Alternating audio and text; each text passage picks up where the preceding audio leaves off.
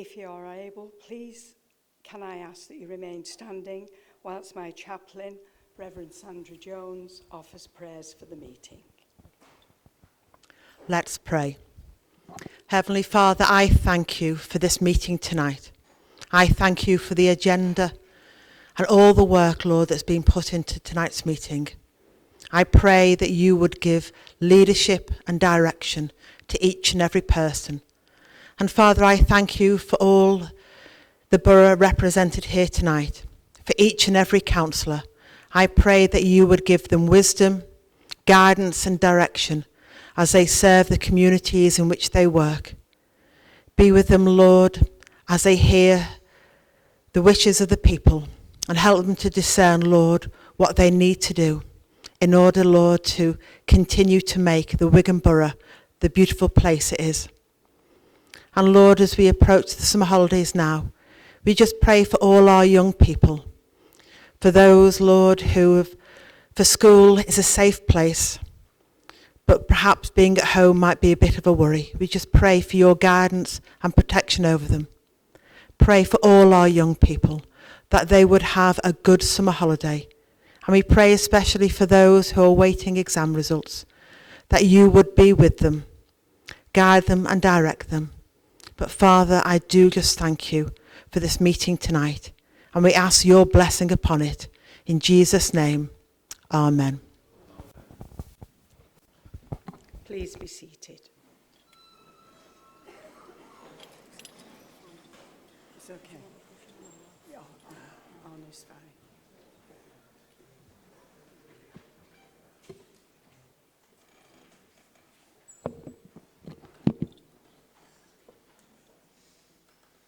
Good evening, everyone.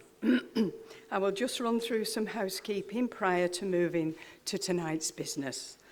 We're not expecting a fire drill, therefore, if the fire alarm sounds, please can you follow officers who will lead you to the nearest fire exit, where we will then gather at an assembly point on Believe Square. Officers will assist members of the public who are in the public gallery. Can I remind members of the need to respect each other, and I will continue to chair these meetings fairly and to show impartiality. The public are welcome at the meeting, but should be aware that they should not interrupt or disrupt the proceedings. No one in the public gallery may take part in the meeting, and any disruption may result in removal from the public gallery or an adjournment of the meeting, in accordance with Rules 18 and 19 of the Rules of Procedure in the Council's Constitution. The rules of conduct for the meeting have been circulated to members in advance of the meeting. We will now move to the formal business of the meeting. Agenda item 1, apologies for absence. Thank you, Madam Mayor. We have apologies this evening from Councillor Dorber, Councillor Flynn, Councillor Greensmith, Councillor Gregory, Councillor Harding, Councillor Kenny, Councillor Marshall, Councillor Palmer, Councillor Ramsdale, Councillor E. Rigby and Councillor Wakefield. Do we have any further apologies this evening, please, members? Thank you. Thank you, Madam Mayor.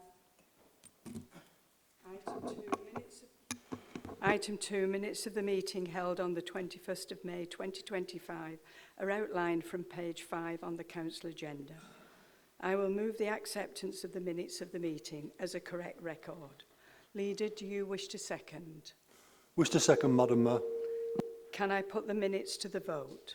All those in favour of accepting the minutes, please show. Any against? Any abstentions? Thank you. The minutes of the meeting are accepted. Item 3, announcements from the Mayor. Excuse me. King's Honours. On behalf of the Council, I would like to take the opportunity to congratulate everyone who received an honour from the King in June 2025. The following residents of the borough received honours from the King. Sir Billy Boston, a KBE, which is a knighthood, for services to rugby league football. Ian Corner, an MBE for services to people with muscular dystrophy. Kevin Green, a BEM for Services to Young People, Michael Winstanley, an OBE for Political and Public Service. Congratulations to all in receipt of the honours, and thank you for all the hard work in your respective areas. Wigan Warriors Women, Cup wins. On behalf of the Council, I'd like to congratulate the Wigan Warriors women's team who defeated rivals St Helens 42-6 in the Challenge Cup Grand Final in June 2025, and also went undefeated through the nines competition to then win 12-0 in the final against Huddersfield early this month. Congratulations to them. Item 4, declarations of interest. The Monitoring Officer has provided advice to all members and relevant guidance has been issued. Members are asked to consider relevant interests for the purpose of this meeting, and if there are any interests declared, members must leave the room during the relevant item. Should you wish to make a declaration, please fill out the form contained on page 33 of your agenda and return this to the Democratic Services officers at the end of the meeting. Item 5, update from Cabinet portfolio holders.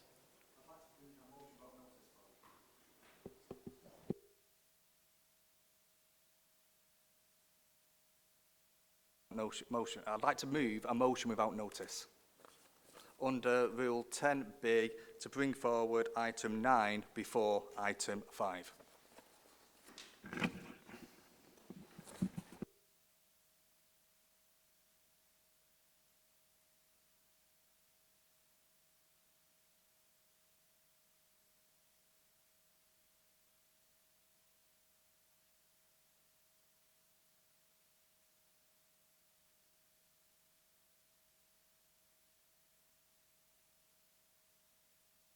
Would you just say again which items, Councillor Watson?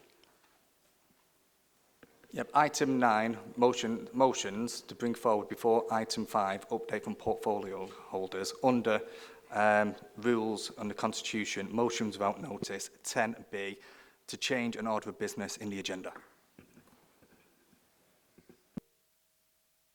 Is there a seconder for the motion? The motion is seconded.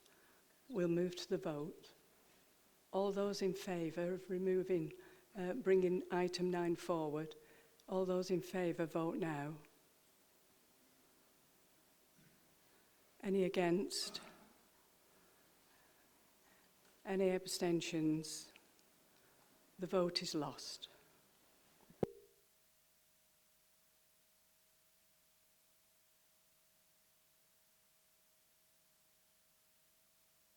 Update from Cabinet portfolio holders. Thank you, Madam Mayor. I first want to update members on the Bolton House Road Bickershaw incident. As many of you will be aware, since Tuesday the 1st of July, Wigan Council has been working closely with its partner organisations, the Environment Agency, Greater Manchester Fire and Rescue Service, and United Utilities to respond to a major fire incident at an illegal waste site on Bolton Road, Bickershaw. Given the environmental impact of the fire, the council has been in close contact and supporting local residents and also been advising the head teacher at the local primary school. On the 10th of July, Greater Manchester Fire and Rescue Service confirmed that the fire was extinguished and the major incident was de-escalated. We are now in the recovery phase of this operation, which is being led by our Director of Environment, and I'm pleased to say that on Friday the courts approved the council's application for a closure order on the site, which now effectively gives the council temporary control of the site. Any breaches of this is a criminal offence, will be followed up by Greater Manchester Police. The Environment Agency are now conducting a criminal investigation to hold those responsible for an environmental crime to account. This major incident has seen multi-agency partnership working at its best, and I would like to thank personally and put on record my thanks to colleagues at GM Fire, United Utilities, the Environment Agency, GMP, and a special thanks must go to all our council staff who have supported and worked diligently with our partners to manage this significant incident. I would also like to update members on some of the activities of the Wigan Community Safety Partnership, highlighting key initiatives across crime reduction, domestic abuse and public safety. All work of the partnership is rooted in and aligns with Wigan's Progress for Unity principles to reduce inequalities and improve life chances. Recorded crime and antisocial behaviour. Strategic monitoring framework is now in place to track crime and antisocial behaviour. I'm pleased to report that in 2024-25, recorded crime fell by 16%. Notable reductions include burglary down 26%, vehicle theft down 11%, and criminal damage down 20%. Antisocial behaviour rose slightly by 4%, mainly due to neighbour nuisance. The Community Resilience Team continues to address these issues collaboratively. The monitoring framework is enabling the Community Safety Partnership Board to have oversight of trends across crime types, but utilises wider partner data, including from the fire service, probation and council services. It has also enhanced operational data intelligence, including the Cleaner, Greener, Safer matrix, which supports targeted responses and interventions across communities. Another major initiative this summer is the Safer Streets initiative, led by Greater Manchester Police with Home Office funding. It targets 7 town centres with police operations and youth engagement. Weekly coordination ensures effective resource deployment. It builds on the work the partnership has already achieved, including Wigan Town Centre retaining purple flag status, launching Wigan Safe Haven to support vulnerable individuals who frequent our town centre, continue interventions such as the town centre marshals in Wigan and Lee. These combined efforts are key to support ongoing town centre regeneration, to reassure both business and town centre users, and to ensure that our town centres are safe environments which hopefully will thrive. Violence Reduction Strategy. The new 3-year strategy, Violence Reduction Strategy, launched in March 2025, focuses on early intervention, especially around school exclusions, a clear, hold and bold approach to serious organised crime, multi-agency offender management, and improving perceptions of safety. Additional ongoing work includes the July 25 anti-knife crime campaign, incorporating things of knife collection bins, a visit by the Home Office knife van in town centre locations, Alison Cope school sessions. These members will recall Alison Cope is the mother of a young boy that was stabbed to death in Manchester. Anger, Race and Violence mural, school workshops, Stop the Bleed training and its rollout across the borough, and a website to be launched in July, and knife crime intervention to be included within the holiday provision. Support for the Let's Be Bold campaign, of course, will mark the anniversary of the Southport attack on the 29th of July. At this point, I'll end my contribution and update. Thank you, Madam Mayor.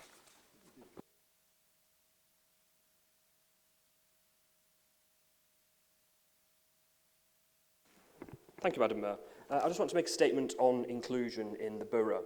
Like all other authorities in the UK, we are continuing to assess the impact of the recent Supreme Court ruling. But let me be clear, here in the Wigan Borough and in this Labour group in particular, our values have not changed. Everyone deserves to live without fear and discrimination and prejudice within our borough, and we take a zero tolerance to hate, and that remains. We're committed to building a borough as well, where everyone feels welcomed, everyone feels safe, valued and appreciated. Inclusion for us is not just a slogan, but it weaves through everything that we want to do in terms of our service delivery as well. It's running through Progress with Unity, motto at Wigan Borough, and it runs through the work that we're doing every single day. Pride as well has become a fixture here in Wigan for the last 10 years now, and we have one in Wigan and also within Lee. It brings thousands of people together in joy, in celebration and in love as well. And that for me is what's important here. Pride is a statement of that love, that coming together, that belonging, that sense of belonging that we have here in our borough, that sense of unity. It tells gay, lesbian, bisexual, transgender, intersex, asexual and other marginalised genders and sexual identities that you can belong here in the Wigan Borough. And that matters because being a human is the foundation of all of this. Before any label, any identity, any difference that we all might have in and amongst each other, we are all people at the end of the day. All of us trying to make a living, trying to pay the bills, raise a family and find connection as well. It could be your neighbours, your friends, fellow Wiganers, fellow Lathers, who are gay, lesbian, bi, transgender, non-binary, but ultimately they're human first, and they deserve to live in peace and dignity as well, just like anyone else alongside, and abiding by the law, supporting their own communities, giving back to their communities and representing the vulnerable. So for me, again, I think I've said this before, we must lead with love in the first instance. There is no place for that hatred, fear and division in the borough, not now and hopefully not ever. To do so would only send us backwards when we've come so far forward as well. So on this side of the chamber, we fully uphold the Equalities Act and those protections that it provides under all protected characteristics. It's on all of us to nurture a sense of belonging with our communities, with our neighbours, with our friends, our families. Not just through policy, though. It goes beyond policy. Policy can only do so much. It's through the everyday acts of kindness and respect which have been maintained here as well at Wigan Council. And let me say this clearly. The government must stop dragging its heels and issue the guidance that we all desperately need around this Supreme Court ruling. Saying nothing is doing more harm than it is good. Communities, families, young people, everyone deserves clarity on that matter, not confusion. So today, as I'm gladly, it's in the next month and this weekend as well in Leigh, we welcome Pride to both ends of the borough. I want to proudly reaffirm our support for the LGBTQIA community. We choose compassion here on this side, we choose inclusion, and we choose to build a borough where every person, no matter who they are, who they want to love, is safe, supported and celebrated. Because being human, again, is where I come back to on this. This is what connects us. We are all human. And that shared humanity will continue to build a borough where everyone belongs. Which leads me nicely into our educational outcomes, because I'm very much aware there's a question coming up later on the agenda, which starts quite aggressively against our educational outcomes, although the question isn't about our educational outcomes. So before we move to that, I feel it's important to acknowledge the significant strides that we have made in education across the Wigan Borough, because they deserve some recognition and attention. Thank you to my predecessor as well, who was in the portfolio, who is now the Mayor, for the hard work that she put into this portfolio. Right now, 97% of all of our schools, primary and secondary in this borough, are rated good or outstanding. That is a massive achievement from where we were 5-6 years ago. It's testament to the hard work. It's not a statistic, it's a fact. It's a testament to the school leaders, teaching staff, families who are working tirelessly, our governing bodies and all, to give our children the best start.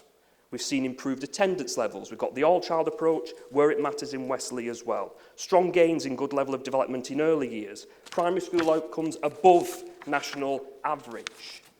That means the youngest learners are thriving here, and there is still work to do, and we will keep on doing that. And our secondary is where it's in line with our expectations. So thank you very much, Madam Mayor, for that.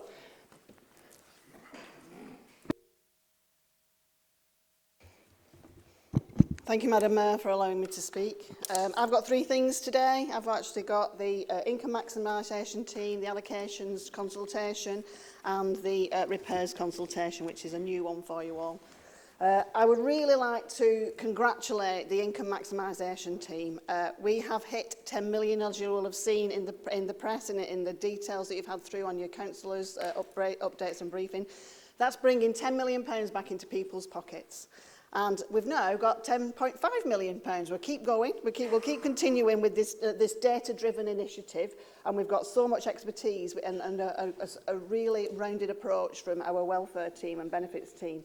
So hopefully you've all seen at least one of the videos that's actually been circulated. I will circulate them again, but it's something I think that you should share if you could, and please try and continue to encourage your residents to come in, to get in touch. If you need any more leaflets, please let me know. We can get that sorted out for you.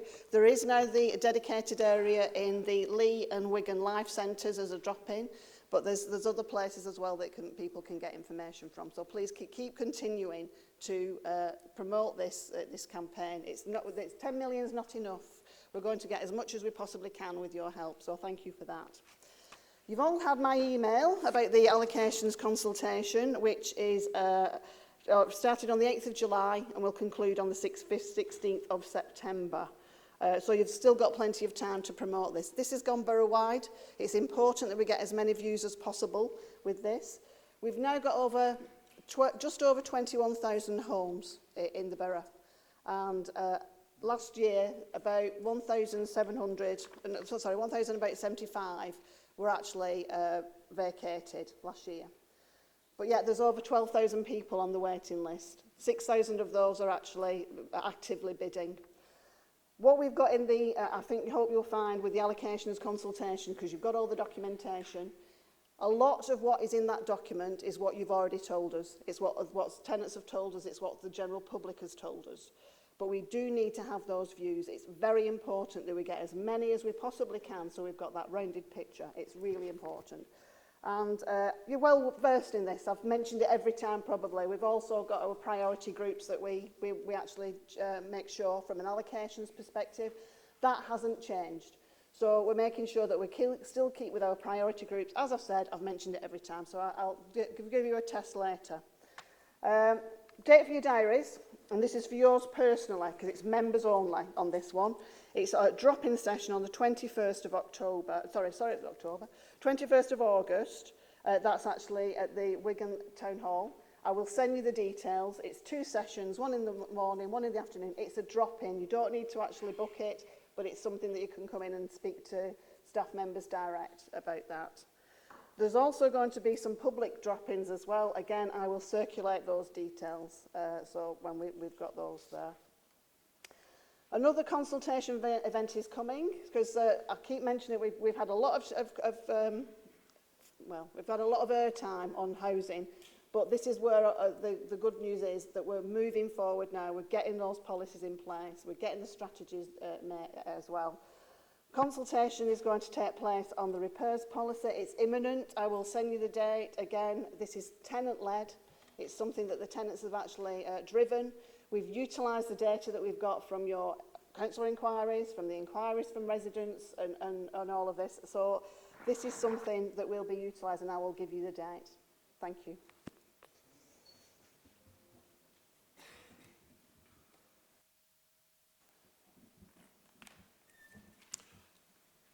Good evening, Madam Mayor. Thank you for allowing me to speak this evening. Madam Mayor, I will try to give members a brief update on some of the areas relating to environmental services. That's the highways asset and network management side of things. It's necessarily short because I only get 5 minutes to speak on this very voluminous part of my portfolio. Highways asset and natural network management. Madam Mayor, with 1,720 kilometres of footways, 60 kilometres of highway gullies, 41 kilometres of street lights, 1,160 kilometres of carriageways to manage and maintain, which is the second largest in Greater Manchester and which increases year on year. It is a very, very important area of portfolio that I manage. To date this year, street lighting have attended 100% of 24-hour faults within the time allowed, and 96% of the 5 to 10 day faults within the times targeted. Overall, we have attended 100% of jobs within the target time, and 87% have been left lit. Referencing highways inspections and minor repairs, our highways inspectors have completed 100% of all planned highway inspections within the given target time. Regarding minor repairs completed within target time, May's performance statistics stand at 96.74%. We anticipate June's performance to be within that area. Highways maintenance and planned maintenance. Bulk one of our 25-26 carriageway resurfacing schemes is nearly completed, with only 2 schemes left outstanding. Looking at the council's internal highway construction teams, they have completed 5 footway schemes with 2 presently ongoing, leaving some 21 schemes left to be completed in the rest of the 25-26 financial year. The traffic team have several schemes and projects ongoing. Working on traffic minor work schemes designs, there will be a variety of schemes including zebra, puffing crossings and other controlled pedestrian crossings at junctions. Some of the schemes are already underway. Madam Mayor, I move to moving traffic offences. We have recently installed an enforcement camera on Swan Lane, Hindley Green. At present, and after testing is completed, we plan to commence an enforcement of a 7.5 tonne weight restriction on Swan Lane in the coming weeks. And last but by no means least, Madam Mayor, I can advise Council that the removal of the now redundant clean air zone signage will commence very shortly across the borough. The cost of this action will be borne entirely by Greater Manchester Combined Authorities. Thank you, Madam Mayor. Speak, and can I firstly wish you all the best for your coming year. I know you'll do a good job, and if anything else, we're all missing you in the Cabinet Office, so good luck to you there. Can I just make a couple of announcements, really, something that people will know of anyway. Our green flag status, which we've celebrated this week and had the honour of going with Councillor Fletcher to Bradford. So Mains Park, Wigan, Pennington Hall Park, Lee, Alexander Park, Newton, Jubilee Park, Ashton, Central Park, Atherton, Collier's Corner, that's the bridges, the world-famous bridges, I think, Tanner's Lane Embankment, which is done by Goulburn in Bloom. But the reason I wanted to raise that is that that's been a partnership with staff and volunteers across the borough. And when I say volunteers, members of this council as well, who are involved in a lot of those areas. And what I wanted to talk about, really, that's just an example of something that goes on with volunteers. We celebrate volunteers in this borough. And I don't know where we'd be without the volunteers that we have, and across all political scopes here. So over the last few years, and particularly over the last year, I've been visiting lots of community groups. And what I wanted to find is the people who actually volunteer and why they volunteer, and did that kind of, if you like, undercover. But you've got such a wide range of people, and I didn't really want to kind of go into detail of people, but there's one lady that stood out. And her name's Rita, and she told me I could give her permission to do this. And Rita's volunteered at Fir Clem since it started in 2010. She's in a wheelchair, she's quite formidable, and she goes in there, she does 2 days a week now. She used to do the full thing. She knows everything what goes on there. She knows the people, and she volunteers because it keeps her going. It keeps her going, and there's a different aspect, and we'll all see this across our piece. She apologised to me because she only does 2 days a week now and not 5 days a week. But really, a really strong lady. But when you go into other areas and you look, and there's people who was on medication, who were in their houses, now go out volunteering. It really helps them to kind of get involved in the community. They meet people and they really kind of engage. But you've also got the other aspect, which we've got in a lot of our group. Younger people are volunteering because it helps their CV as well now. So when they're looking for jobs, they volunteer. But actually, a lot of them continue to do that. And to me, I'm really humble when I go around seeing these people all over who volunteer for all different aspects. I think there's something we need to work on, and there's something we've needed to work on for a long, long time, and you'll all see this, is retired people. You'll see there's people who retire who've worked hard for all their life. They retire and they switch off one day, and it doesn't do them any good whatsoever. We need to tap into that really asset of people who are kind of at home, who could actually get involved in them. And I'm working with the communities team to know we can do that and develop that. And it won't do for everybody, and everyone doesn't ever want to volunteer. But when we've done that kind of trial with some people we know, they carry on doing it. But I just know that lots of people who's in this chamber tonight have probably started off with volunteering and still doing that as well, under the radar, but people see that. And it really is an important aspect of everything we do in this chamber, in this borough, and all throughout, because we wouldn't be able to deliver all the things we deliver in this borough without our volunteers who do it day in, day out, and really put that bit in, put that community back into our borough. So I want to say thank you tonight. I want the press to pick that up as us thanking but everybody in this chamber for them volunteers who work tirelessly to do all the things they do in our community. Thank you, Madam Mayor. Thank you, Madam Mayor. I am excited to talk about a transformational project that is bringing new life into Wigan Town Centre, the redevelopment of the former Civic Centre. This isn't just a building renovation, it's a bold step towards a future where businesses, sustainability and community come together in one vibrant space. Wigan Council's investment in Civic Centre is more than bricks and mortar. It is a future-focused regeneration initiative rooted in sustainability, enterprise and community access. By transforming a once neglected civic building into a modern, inclusive workspace destination, Wigan is showcasing how strategic, socially minded investment can deliver long-lasting benefits. New jobs, small business development, enhanced sustainability credentials, and renewed pride in the town centre. Madam Mayor, the Civic Centre was a 1970s landmark that had stood empty for several years, a symbol of Wigan's past, but one which was no longer serving our town's needs. Through a significant investment delivered with the help of Regeneration experts, Capital and Centric, and supported by the UK Shared Prosperity Fund, the Civic Centre is being transformed into Civic, a 32,000 square foot workspace hub designed to attract tech firms, startups, and creative businesses. Already, this vision is taking shape. Agilicis, a national technology company, has committed to making Civic their northwest base, occupying a large portion of the building.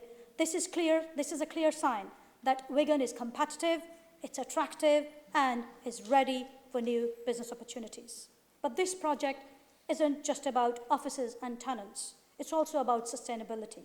The redevelopment keeps much of the original structure, avoiding the waste and carbon emissions associated with demolition and new construction. The aim is to cut operating emissions by around 40% compared to a new build of this size. Beyond carbon savings, the project is creating a green oasis in the town centre, with landscaping designed to increase biodiversity by over 500%, electric vehicle charging points, cycle storage, and energy-efficient lighting. What's more, this redevelopment is a key piece of a bigger puzzle. Alongside projects like the gallery's redevelopment, the restoration of Eckersley Builds, and investment in Lee and Hay Hall, the Civic Centre is helping to renew and re-energise the heart of Wigan. And the community is right at the centre of this vision. In conclusion, Madam Mayor, Wigan Council's investment in the Civic Centre is much more than a construction project. It's a job creator, a model for sustainable redevelopment, and a catalyst for the wider regeneration of our town centre. It shows how we can honour Wigan's heritage while embracing a future that is greener, more prosperous and inclusive. A future built for businesses, the environment and the community alike. Thank you, Madam Mayor.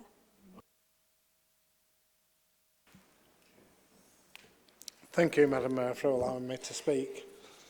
Like Councillor Gambles, I've got three things as well. So, if people remember who were in the council chamber a couple of years ago, I moved a motion that was supported unanimously by the council about the funding of hospices, and particularly, obviously, Wigan and Lee Hospice, which provides an invaluable service to those people in this borough who are at the end of life, either in terms of the hospice itself or the hospice at home service. And I think the point I was making at the time was asking the government to come to a fairer funding proposal for hospice. The NHS and the government only fund 1/3 of the cost of the hospice service, those vital services that they provide. And Wigan and Lee Hospice is in a position where it has to raise, through charitable means, £12,000 a day in charitable status. And so the motion that was unanimously supported by this council was asking the government to look at a fairer funding. I'm glad to say that the Labour government has now invested an additional 75 million into the hospital services in this country. And Stephen Kinnock, who's one of the ministers in the Department of Health and Social Care, was at Wigan and Lee Hospice yesterday. And that amounts to £500,000 this year to Wigan and Lee Hospice. But Stephen Kinnock himself said that that is basically a down payment on finding a fairer and sustainable financial support to those hospices. And it's great that Wigan and Lee Hospice are getting that extra £500,000 this year, which will allow them to do some real necessary work that needs to be done and help them in terms of their finance. The second thing I want to raise is, over the past 2 years, the Care Quality Commission have been asked to inspect every adult social care service in the country. And they're now getting towards the end of that process. And I can say that we've had notification that CQC intend to be here within the next few months. So we will be having a CQC inspection probably in about a couple of months' time. I expect that to take place, and I look forward to receiving the report and hopefully an extremely good inspection, because we know that Wigan Adult Social Care Services are looked on nationally as an exemplar of the way that services should be provided. The third thing is the government have launched the NHS 10-year plan, and part of that is the development of a national neighbourhood implementation programme. So I think that Wigan is in a great position to put forward for consideration for us to be a locality that is a trailblazer in effect, and give us the opportunity to look at ways of changing health and social care services, using some of the experience that we've gained over the last 10, 12 years, but actually to really engage in developing a neighbourhood health and care service across here. And I think we can play a leading role in deciding, or helping the government to decide, what the future of health and care services could be. So it is a real exciting opportunity for us to take advantage of the new programme to really show that Wigan can play a role in deciding what the future services and the future of health and care is in this country. Thank you, Madam Mayor.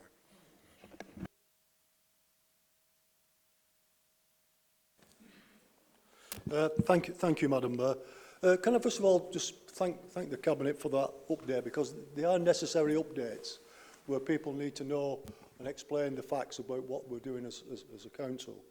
And what I am pleased about is there are a couple of comments made certainly about volunteers, and we certainly know the importance of volunteers, and the Deputy Leader mentioned about the hospice, which depends a lot on volunteers who give a lot of their own time to support the hospice. One thing he didn't say, and it's unlike Keith, not to mention the fact that he actually spoke to Stephen Kinnock, and I'm sure it was Keith who persuaded Stephen Kinnock to come to Wigan, because certainly that has a big impact in terms of what we have to do in supporting the hospice in the borough. And one thing that you touched on, Madam Mayor, in your mayoral announcements was the fact about the knighthood of Billy Boston, Sir Billy Boston. And I think you think back a couple of council meetings, I did make it very clear that we as a council were going to support the honours and speak to the honours people about getting Billy Boston and other members of the Rugby League family knighted. When you consider nearly 130 years of Rugby League and no one's ever been knighted, and for us here in Wigan, how proud we are, and the people of Wigan certainly showed that at a recent game at the Brick Stadium when they played Huddersfield, the support that the people of this borough, from all across the borough, who supported the fact and were pleased with the fact that Billy Boston had been knighted. And just using that again a little bit, Billy was also one of the first recipients of a star. If you go to Belief Square, he's there, very proudly displayed. We may have to alter it now and put Sir in front of his name. But what I want to do tonight, announce, Madam Mayor, is that with another star to go down in Belief Square. And I think we all appreciate the fact that a lot of people who we honour with stars are ambassadors for this borough, both across Wigan and across Leigh. All of a certain age, and all of a demographic of certain ages of the population.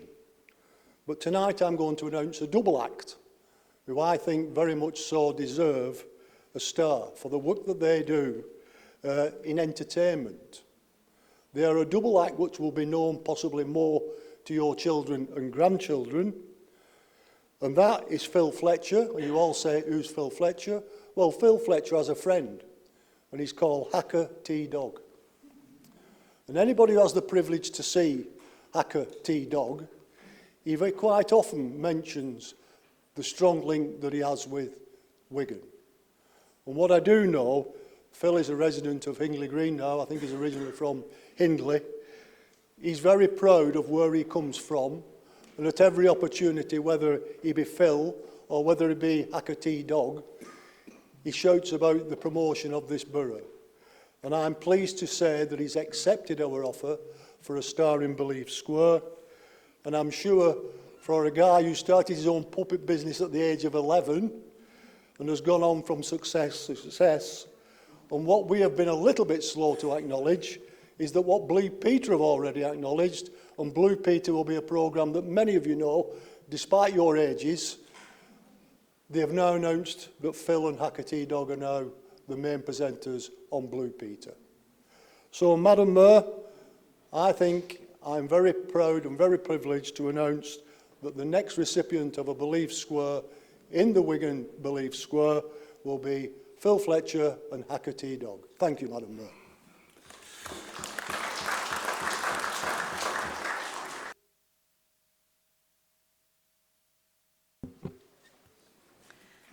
Item 6, vacancies on committees.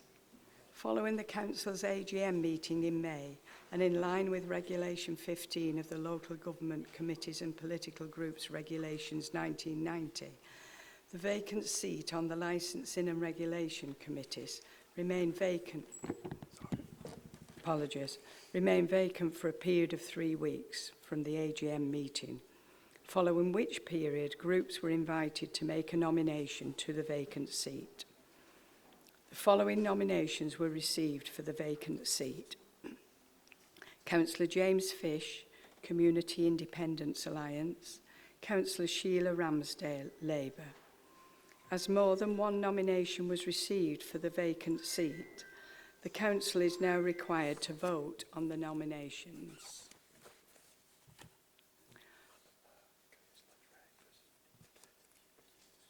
Councillor Draper, do you wish to speak?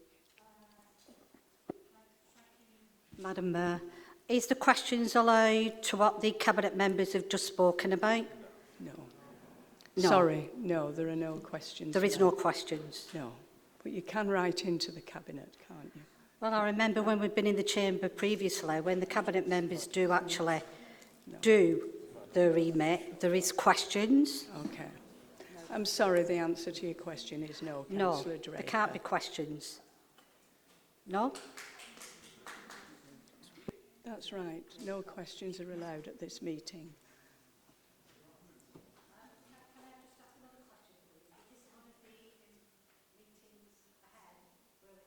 Ask questions when the Cabinet members do their remit. Is that the Constitution? That's what we've never had. We've never had questions. We've never had questions when the Cabinet members do that. Thanks, Councillor Draper. It is the situation that we've never had questions to Cabinet members' updates at this meeting. Thank you. Moving on to the vote. All those in favour of Councillor Fish being appointed...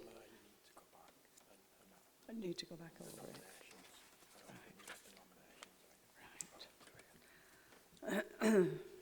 Right. I'll speak on the nominations again. The following nominations were received for the vacant seat: Councillor James Fish, Community Independence Alliance; Councillor Sheila Ramsdale, Labour. As more than one nomination was received for the vacant seat, the Council is now required to vote on the nominations. All those in favour of Councillor Fish being appointed to the vacant seat, please show. All those in favour of Councillor Ramsdale being appointed to the vacant seat, please show.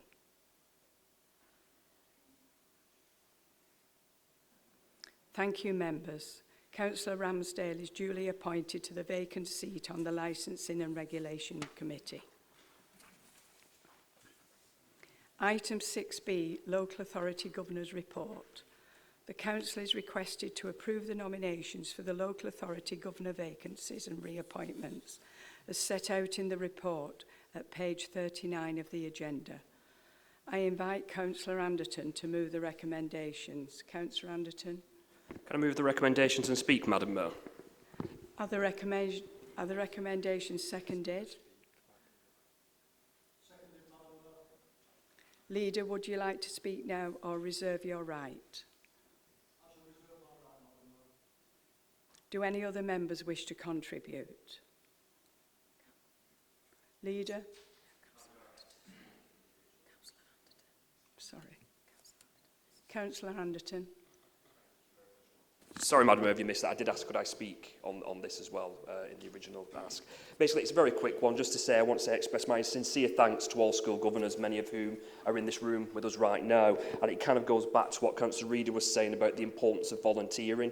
School governing roles are voluntary roles. We need more school governors, and we need in particular anyone who's interested from within here or know anyone who can take a local governor authority role, please do, because we have seen really good progress, and that progress in our educational system is not just down to those leaders, the council and the support we put in, it's down to that governance as well. So anyone who is a governor, again, thank you. You've played a really important role in ensuring that our schools are moving in the right direction as well.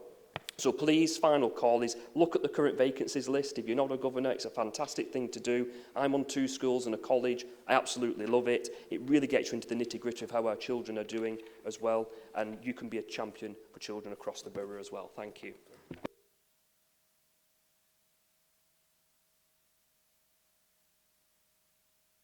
Do any other members wish to contribute? Councillor Anderson, do you wish to sum up? All those in favour of accepting the recommendations as set out in the report, will you please show? Any against? Any abstentions?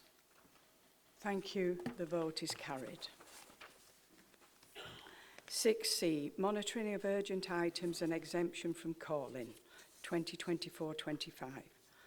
The Council is requested to consider the report set out at page 45 of the Council agenda, which details key executive decisions that have been taken as urgent items pursuant to Rule 16 of the Access to Information Procedure Rules, and any decisions that have been exempt from calling because the decision needing to be implemented as a matter of urgency since the 4th of July 2024. The Council is requested to accept this report. I invite the Leader to move the recommendations. Leader? Wish to move, Madam Mayor. Are the recommendations seconded? Beg to second, Madam Mayor, and reserve the right to speak. Do any other members wish to contribute? Councillor Gerard. Thank you, Madam Mayor.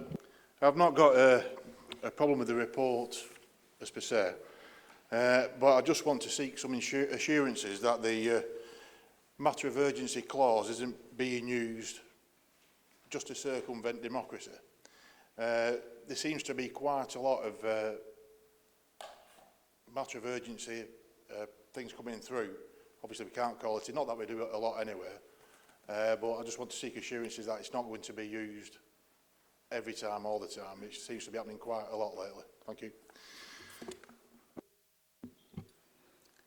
Alison Mackenzie-Folan will respond.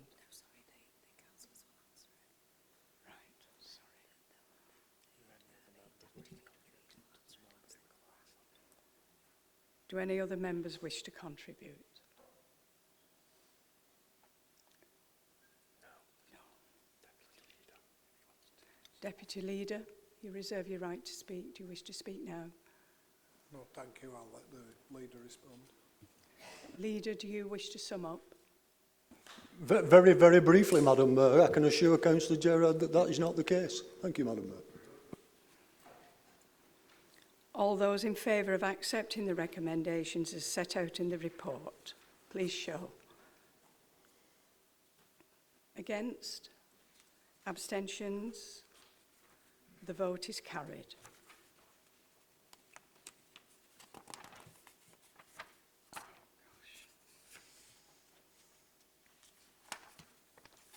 Item 6D, Annual Scrutiny Report 2024-25. The Council is requested to consider the report set out at page 53 of the Council agenda, which details a brief overview of some of the areas examined by the Council Scrutiny Committees during the 2024-25 municipal year. The report was also considered and endorsed by the Cabinet at its meeting on the 3rd of July 2025. The Council is requested to accept this report. I invite Councillor Raymond to move the recommendations. Councillor Raymond. Happy to move, Madam Mayor. Are the recommendations seconded? Happy to second, Madam Mayor, and reserve my right to speak if I need to. Thank you. Do any other members wish to contribute? Leader? Councillor Raymond, do you wish to sum up? Very briefly, Madam Mayor, I'll just take a minute to say a heartfelt thank you to everyone who is on Wigan Council Scrutiny Committees for all their time, their energy, their dedication that they've given over the past year and that they give every year.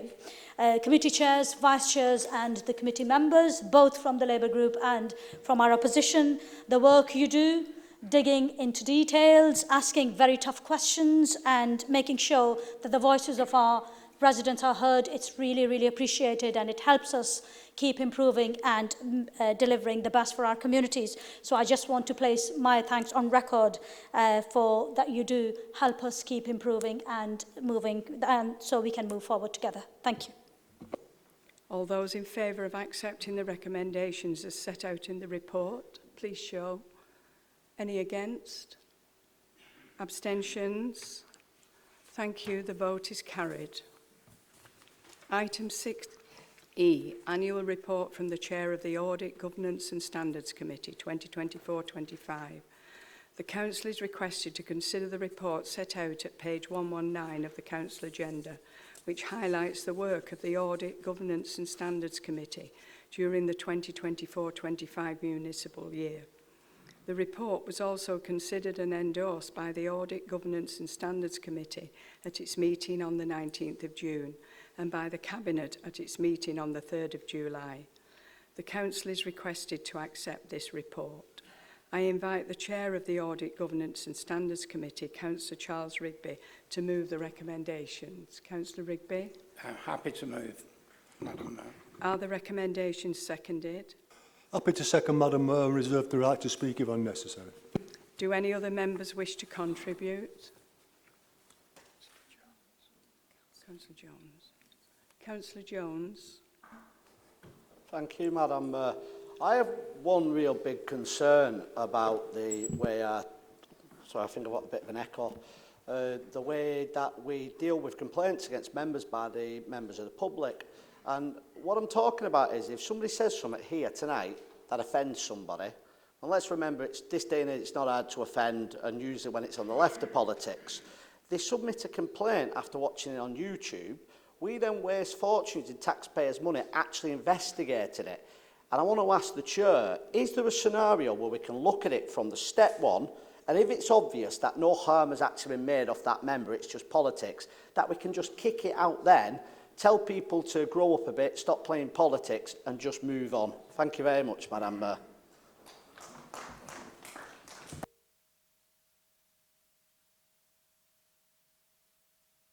Councillor Brearley.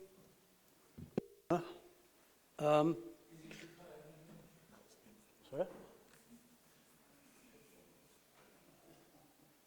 Come on, Madam Mayor, a bit of an insult that, Fred.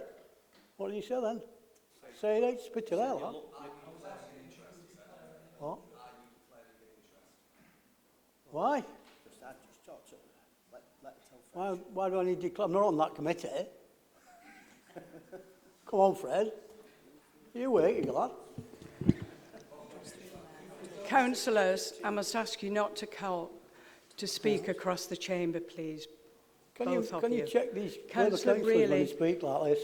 Councillor Brearley, do you wish to speak on Yes, this item? I do, Madam Mayor, yeah. The system's all wrong, what you have in the audit. We've got one opposition against so many Labour councillors on that audit.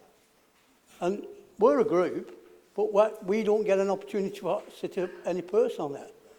Every time I'm on that committee, you think of ways to get me off it. Because I'm good at what I do. I've run my own business for 30 years. I know audit, I know things and everything. But I'm telling you what, I'm sorry, Councillor, I can't remember the name now. Charles Rigby. Yeah, I'm sorry, but you've not, where's your qualifications for being head of audit, chair of audit? You've not done anything. You need some knowledge of business. I know you've been doing business, Fred, because you claimed £30,000 1 year on expenses. Thank you, Madam Mayor.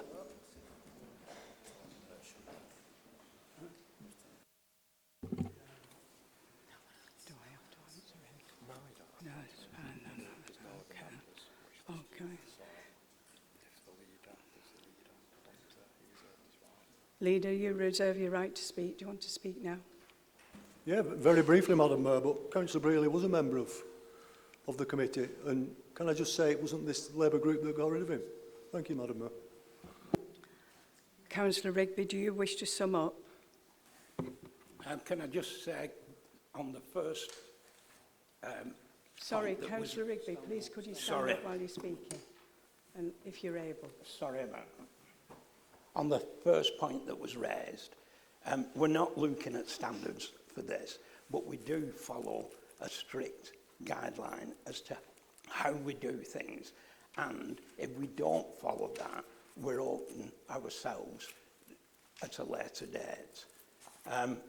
As for yourself, Councillor Brealey, you only got one shot at this, but there was a place for your group all through that year. Now, the attendance records are in the pack, so you can have a look at those, but it was another opposition group that asked for your removal. Thank you. All those in favour of accepting the recommendations as set out in the report, please show. Any against? Any abstentions? The vote is carried.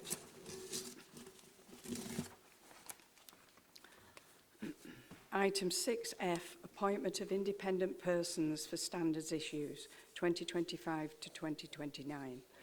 The Council is requested to consider the report set out at page 137 of the Council agenda, which seeks the Council's approval to appoint the 2 independent persons outlined within the report to assist in members' standards matters, as required by Section 28 of the Localism Act 2011. I invite Councillor Raymond to move the recommendations. Councillor Raymond. Happy to move, Madam Mayor. Are the recommendations seconded? Happy to second, Madam Mayor, and reserve the right to speak if necessary. Do any other members wish to contribute? Councillor Watson. Thank you, Madam Mayor. Now, if we're reappointing Mr Greg Byron and Mr John Sharples as independent persons, can we have some reassurance that sufficient background checks have been carried out to determine if they're either active members of any political party or any trade unions, which could be determined as a conflict of interest at any hearings that they attend. Furthermore, if we have an independent members to help resolve standard issues, then why, as a council, do we pursue external solicitors against opposition members at an enormous cost to the taxpayer?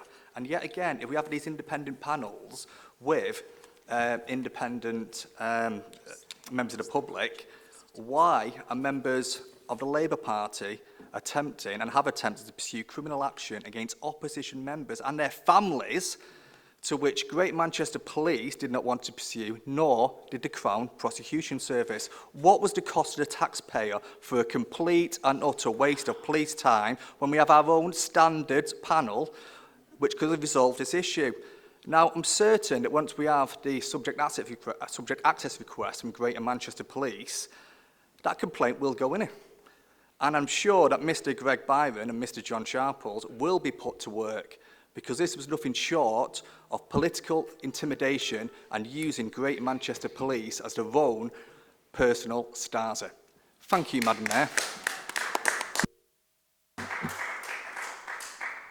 Thank you, Councillor Watson. I'll invite the monitoring officer to respond. Thank you, Madam Mayor. Just to clarify that the independent persons have to be appointed by law. We go through an appointment process through applications and background checking. You've referred to investigators.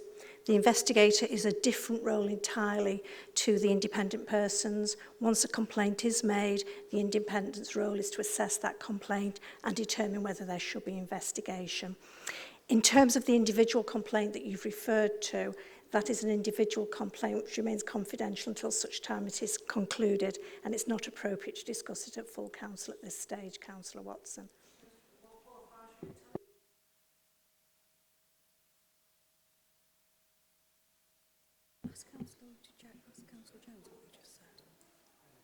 Councillor Jones, did you make a comment? Thank you, Councillor Jones. Councillor Brearley. Thank you, Madam Mayor. Appointing these people, very good idea. Now, the people you're getting rid of now, obviously he's done a good job. They weren't biased. It was very good. So why replace them? I don't understand that at all.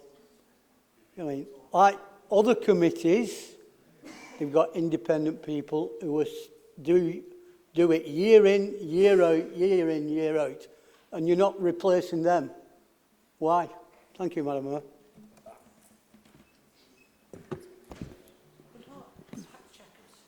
Monitoring officer will respond. Thank you, Madam Mayor. Just to clarify that independent persons are appointed for a term of office that matches that of councillors, so it is 4 years. At such stage, therefore, it is appropriate that their terms are renewed.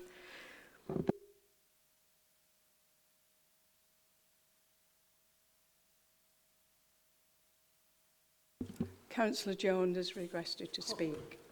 Thank you, Madam Mayor. I felt like I was watching the Joe Biden-Donald Trump debate where we had the fact-checkers in there.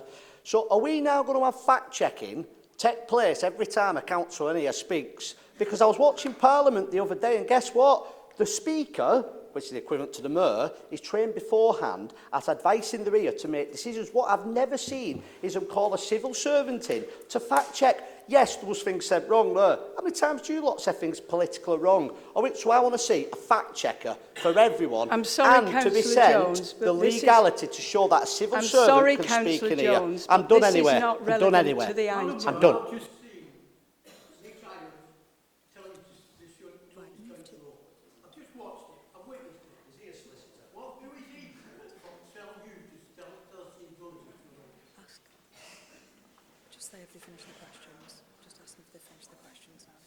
We've got Councillor O'Byrne.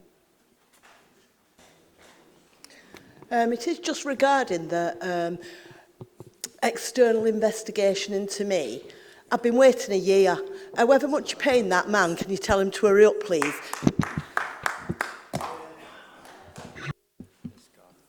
It's gone. Leader, as you reserve the right to speak, do you wish to speak? I think we've had enough speaking on that one, Madam Mayor. Thank you. Councillor Raymond, do you wish to sum up? No, thank you, Madam Mayor. All those in favour of accepting the recommendations as set out in the report, please show. Those against? Any abstentions? Thank you. The vote is carried. 6G, report of the LGA Corporate Peer Challenge on Wigan Council.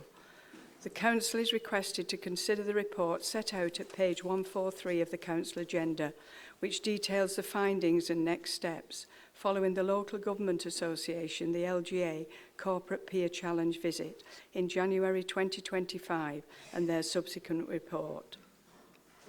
The report was also considered and endorsed by the Cabinet at its meeting on the 5th of June 2025. The Council is requested to note the findings and approve the next steps detailed within the report. I invite the Leader to move the recommendations.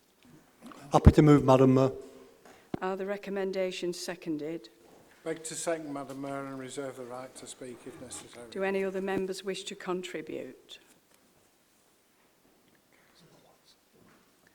Councillor Watson.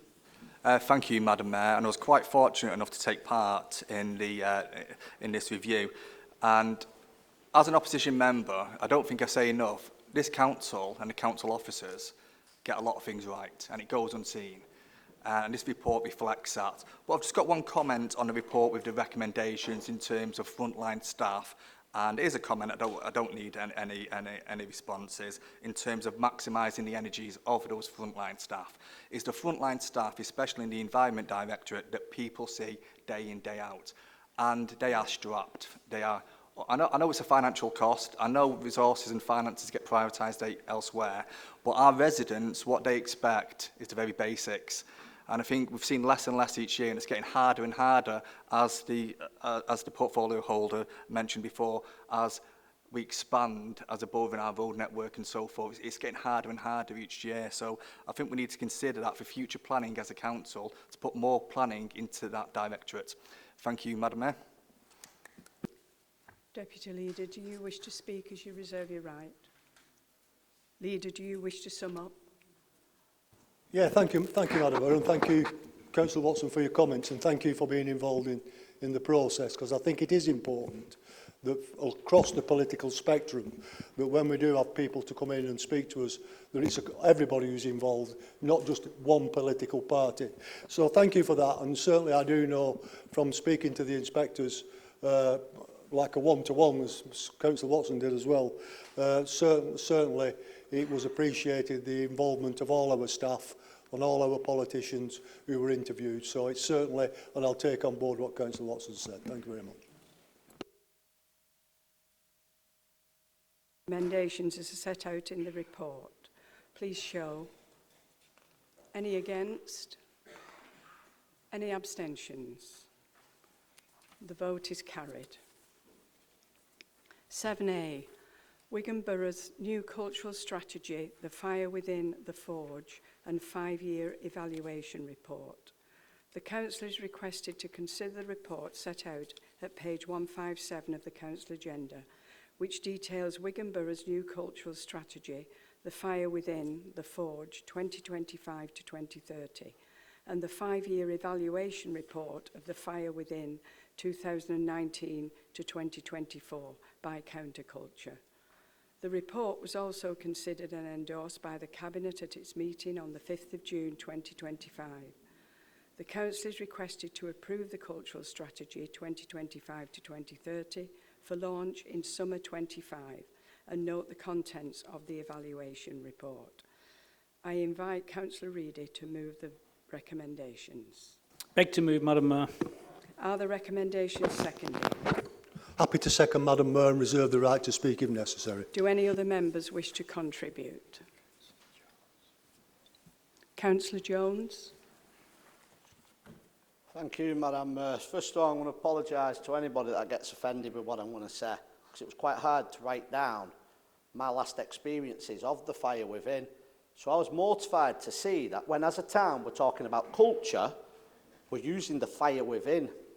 So for anybody who's upstairs or in here that doesn't know, last time we did this project, we had the artwork of a former leader's daughter, and this is the artwork that was on display. Dead babies, mums and daughters holding hands with pubic hairs on shore. I'm sorry, I'm in the Daily Mail saying how bizarre it is that I'm against it. And we had virgins surrounded by men in cloaks.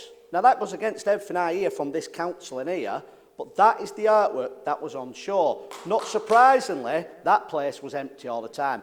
What surprised me more was that I was told off a civil servant to go and take a look. I like it. So it makes me wonder, and I don't think for 1 minute, the Labour councillors in here, that's the type of thing that you're into. I'm not suggesting that for 1 minute. But somewhere there is something culturally wrong with the people that we're using, or the civil servants, where they ever deem that type of stuff to be worthy of spending taxpayers' money. So let's remember how many important things we've got going on in this borough that we need solved. The grass cutting, the weeding, the council housing, the houses, many of the things that you speak about at each meeting. But instead, on an agenda, when there's been no meeting for 2 months, you were talking, passed by the Cabinet, whether you read it or not, that the culture of Wigan for the next 5 years should be reflected by the fire within, the same business that had that type of artwork in it. Now, I questioned with the head of finance, the last one, Paul McKevitt, fantastic officer, and that's how I found out who the artwork was by. He didn't even know that it was run by Wigan Council. I've got the emails where he said it was an outside body. He then apologised and said, Councillor Jones, I'm sorry, this is a council project, and I found out that the then leader hadn't declared an interest. The next meeting when I went to speak about this, the leader stood up and declared an interest. So is that really how you want your culture to be remembered for your time in office? Madam Mayor, thank you very much. Councillor Gerard. Thanks, Madam Mayor. Again, I'm just seeking assurances here because there's been Al was unceremoniously ditched when the contract came to an end, even though there was assured that they'd be carrying on the Fire Within project. So I just want to seek assurances that if we commit to this tonight, that will be it. There'll be no more contract negotiation and stuff like that. Thank you.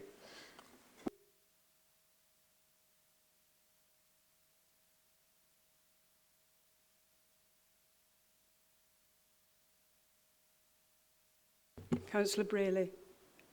Thank you, Madam Mayor. Yeah, I oppose this. It's disgraceful that you're allowing this type of, well, facility to be displayed. I can't believe what you're trying to do. I mean, last year we overspent by £72 million from our reserves. What are we going to spend this year? We've only 89 million left. I mean, and 45 million of that is set aside for other councils. So what's going on? You know what I mean? Do you actually know what you're doing? Thank you, Madam Mayor. Councillor Draper. Thank you, Madam Mayor, for allowing to speak. I did want to ask questions before, but wasn't allowed to, so I will take that further. Can I just ask the leader or whoever's over this project, is there anything from the Wigan Pier in this? The mill engine, which we've been promoting for quite a number of years now. We did have meetings with Councillor Smethurst attended as well. Just wondering, I've read through all the pages, I cannot see anything on the Douglas Ward in there, which we've got the pier quarter, which has been dormant for quite a few years, and we've got the mill engine, which should have investment in it. Thank you.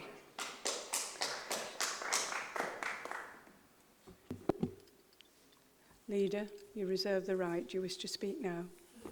Yeah, I'm sure I'd wish to speak because people keep asking me for assurances. But can I just settle, Councillor Draper, contractors are on site at the pier now. Contractors are on site fitting the pier out. So that, no, hang on, just let me finish. What I'm saying is that's what's happening now.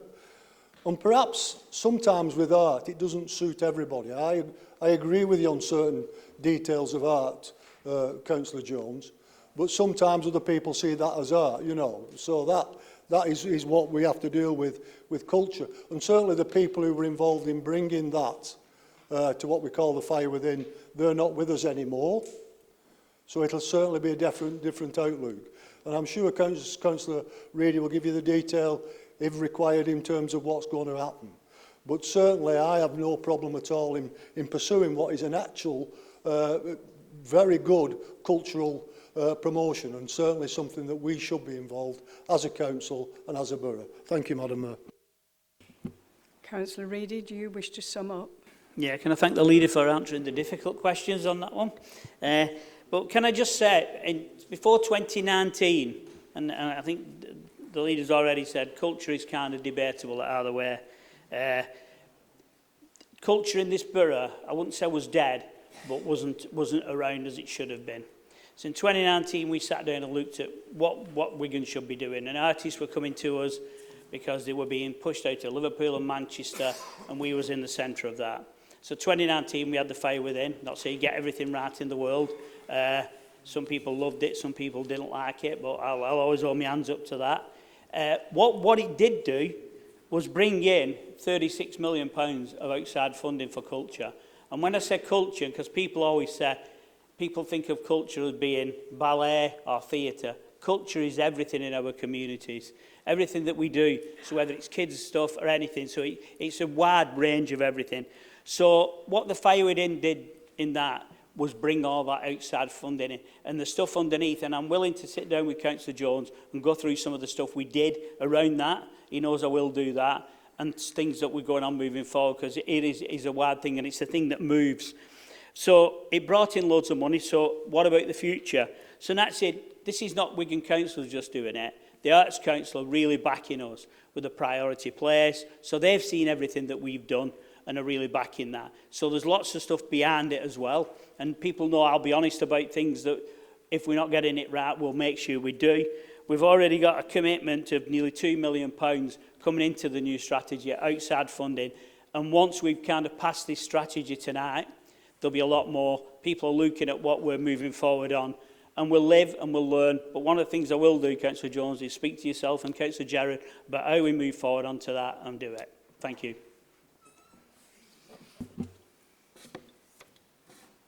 All those in favour of accepting the recommendations as set out in the report, please show. Any against? Any abstentions? The vote is carried. Item 7B, Greater Manchester Joint Minerals and Waste Plan. The Council is requested to consider the report set out at page 271 of the Council agenda, which details the necessary steps required in relation to the decision-making process for the production of a statutory Greater Manchester Joint Minerals and Waste Plan. The report was also considered and endorsed by the Cabinet at its meeting on the 3rd of July 2025, with Cabinet also having agreed to delegate the formulation and preparation of the draft Joint Development Plan document to the AGMA Executive Board. The Council is requested to agree to the principle of the making of a Joint Development Plan document with the other 9 Greater Manchester councils. I invite the Leader to move the recommendations. Leader? Happy to move, Madam Mayor. Are the recommendations seconded? Beg to second, Madam Mayor, and reserve the right to speak if necessary. Do any other members wish to contribute?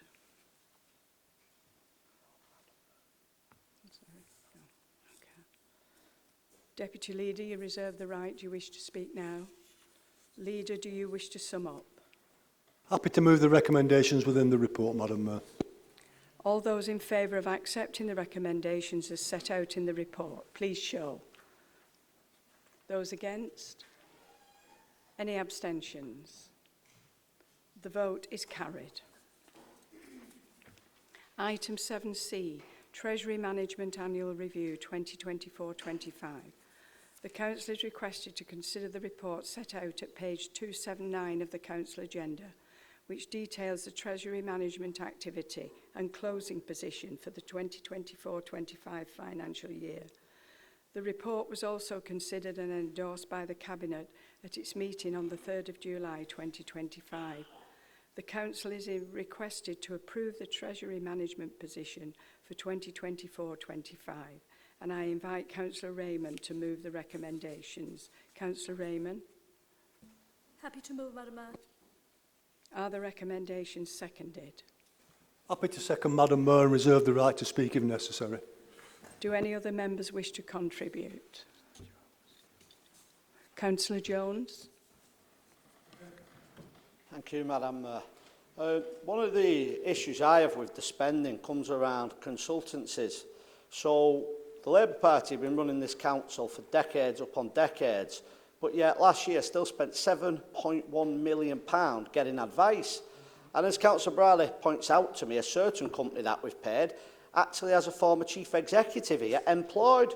So then it starts making me wonder, if you've been running it so long, then a council officer retires, sets up a private company, and you have to pay that same person now as a private company, is it really advice, or are there just certain people jumping on board the taxpayers' gravy train? And what exactly are we getting advice for? And this is something big at the moment that Reform UK are tackling with the Doge. Now, I know it might be a swear word, I actually quite like them, but that is going to lose many, many of your seats next year if you don't get on top of it. You might not agree with me, but we'll see you next May. Madam Mayor, thank you very much. Councillor Watson. Thank you, Madam Mayor, for allowing me to speak on this item. I just want to go over some comments and concerns I've got about capital financing requirements and council borrowing. Now, council borrowing is being allowed to rise indefinitely by implementing authorised limits and operational boundaries to make our borrowing appear prudent. It's just very, very clever sleight of hand to distract from the real issue, uncontrolled borrowing. Now, in 2 years' time, by this council's own projections, we will see estimated debt grow to almost £500 million by 2026-2027, and gross debt rise to £638 million. Now, successive governments are not just failing this council, but all councils. And who's going to foot the bill? Our residents through inevitable council tax rises, and let us not forget that we're one of the poorest boroughs in the country and our residents simply cannot afford this. Now, if councils were a business, they would have been liquidated years ago, as we cannot keep on relying to borrow to fund financial capital requirements or capital financing requirements. We need more support from national government, as by 2032, I estimate that we'll be close to £1 billion in debt. And who's going to pay for this? Future taxpayers. So for me, this is not sustainable, and I've got genuine concerns about this. Thank you, Madam Mayor. Councillor Brearley. Just to clarify, it's not 7.1 million, it was 1.7 million of the consultancy fees.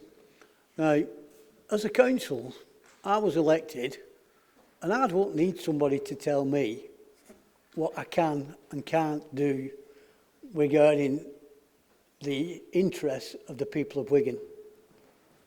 Like I say, I've got experience in a lot of fields. For a consultant to come here and advise this council when there was the ex-chief executive, not just the last one, the one before, is a disgrace. We employ a chief executive. So what are we employing the chief executive for? I mean, just a figurehead on a car, you know what I mean? That's what we're doing? We're running a council here. We've been running it for 80 years. And you still can't get it right. You know what I mean? No wonder I agree with Councillor Jones. There's a lot of seats go at go.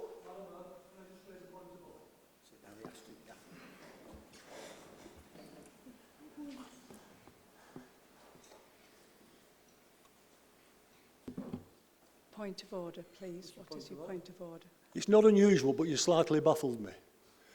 Can you tell me the two former chief executives you're referring to? Because I need to know that. Thank you. Excuse me, Madam Mayor, can the leader please explain what rules being broken to call point of order?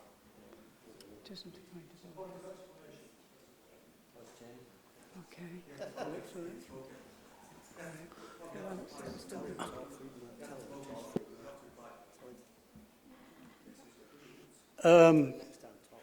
At this present time, I don't wish to say anything about the name. But I'll write to you. Eh? I know your games you play, Councillor Mulliner, you know what I mean? I've been a councillor 20 years, like, you know what I mean? But, you know, in 12 months' time, you'll realise that I'm not a joke, but you keep laughing at me. The information I'm submitting to a court will blow the legs off this council. Thank you, Councillor Mulliner.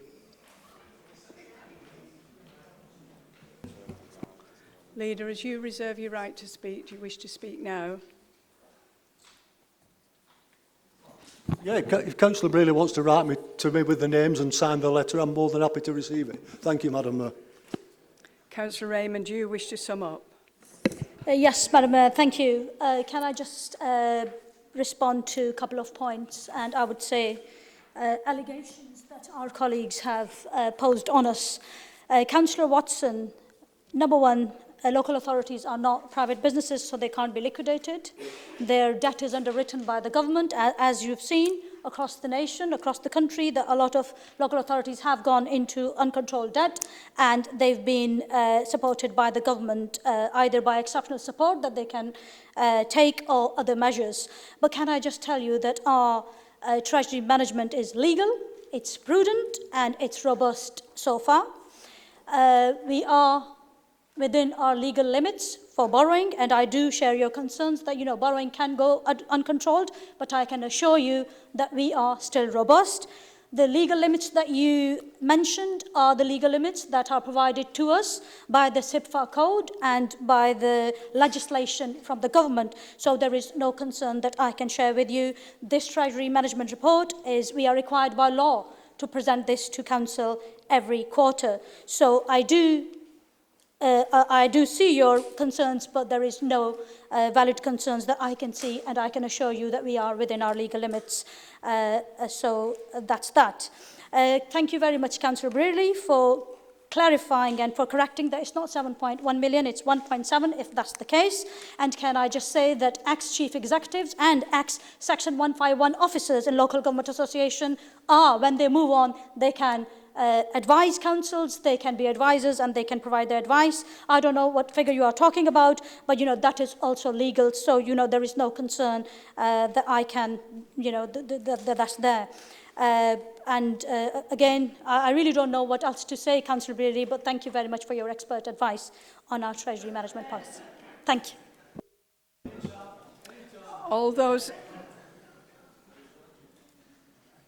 All those in favour of accepting the recommendations as set out in this report, please show. Any against? Any abstentions? The vote is carried.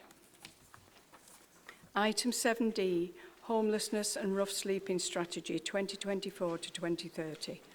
The Council is requested to consider the report set out at page 297 of the Council agenda, which details a new strategy setting out the Council's approach for addressing homelessness and rough sleeping in Wigan.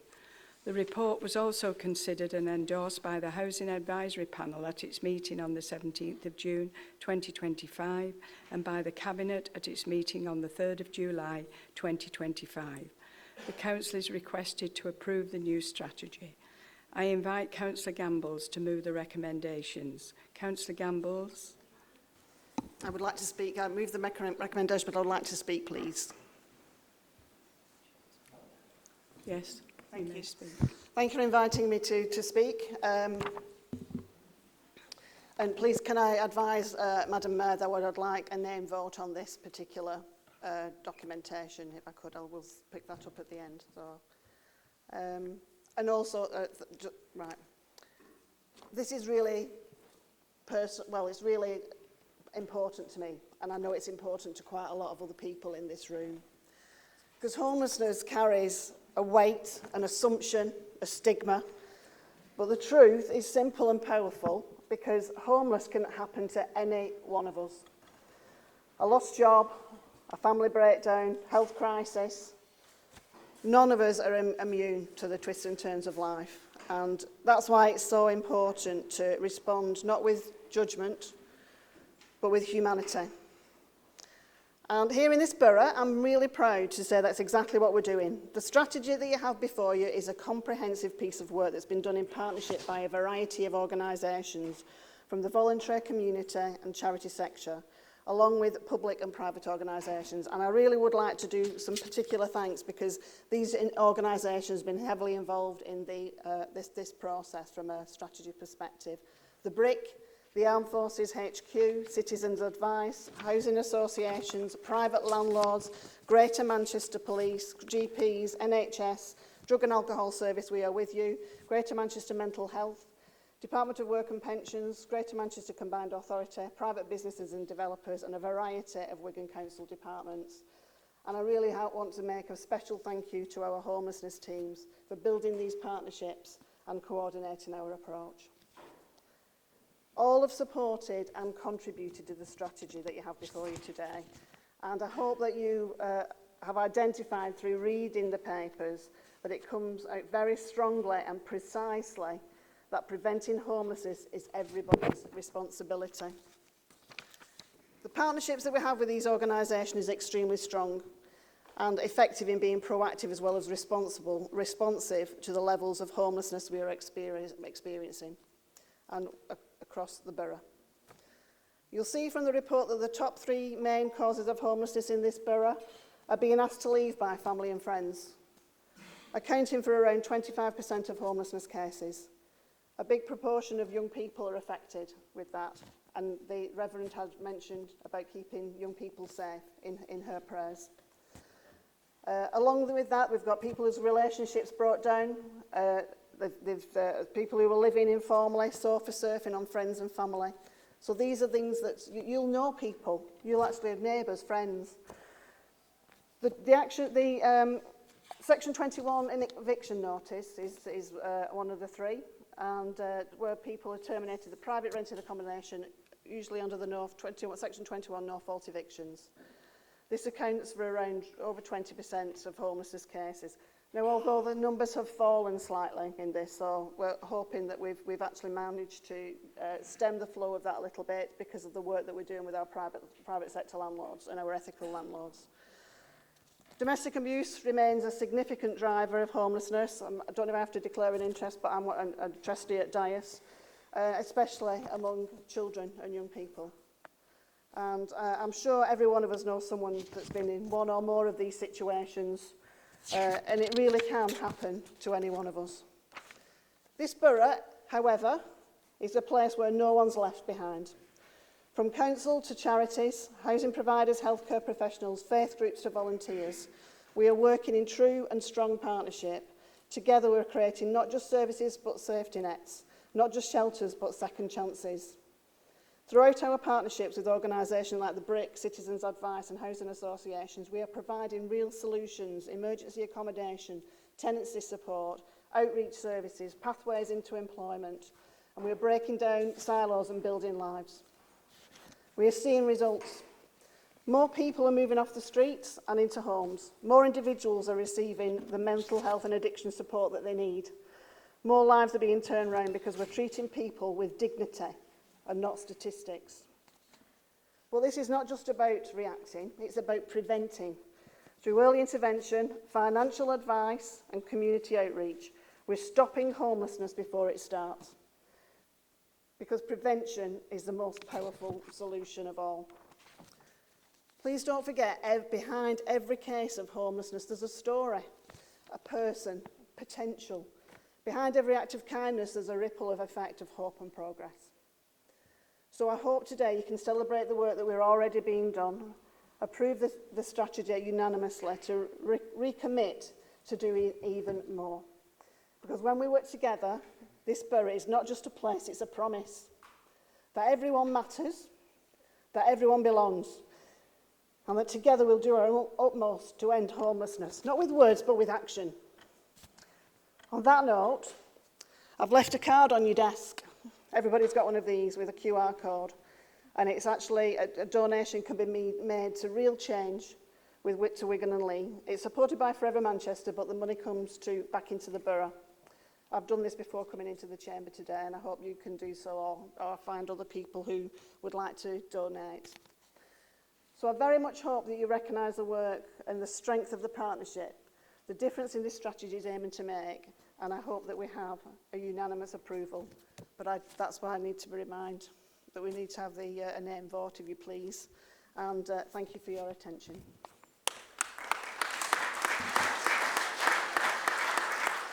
Are the recommendations seconded? Happy to second, Madam Mayor, and also happy to second the move for a name vote. Thank you. And I reserve the right to speak if necessary. Thank you. Do any other members wish to contribute? Councillor O'Byrne. Thanks for letting me speak, Madam Mayor, and thank you, Councillor Gambles, for I totally agree with you on all that you've said. I have worked with a lot of people who have been facing this situation, often through illness or through Section 21s or having to move out of family. But I have also, there is a distinction. There are a lot of homeless people, but we have to admit, a lot of them predominantly who are on the streets do have substance abuse and alcohol issues, and that really does need to be addressed. Yesterday I was asked to go down to Clarrington Place in Ince. It's a sheltered accommodation for elderly people.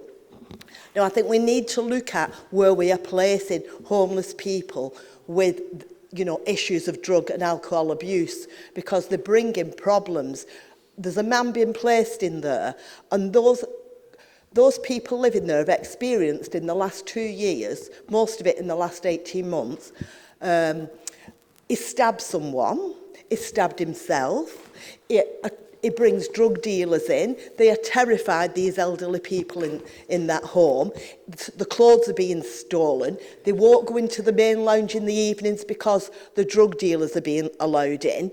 It's totally unacceptable. I want that man to be helped, but he's been placed in the completely wrong time. Places brought his brother in with him, who was not a resident. Now, this is run by Riverside. I have written to Riverside and I've put an councillor's inquiry in. This needs looking at. We need designated...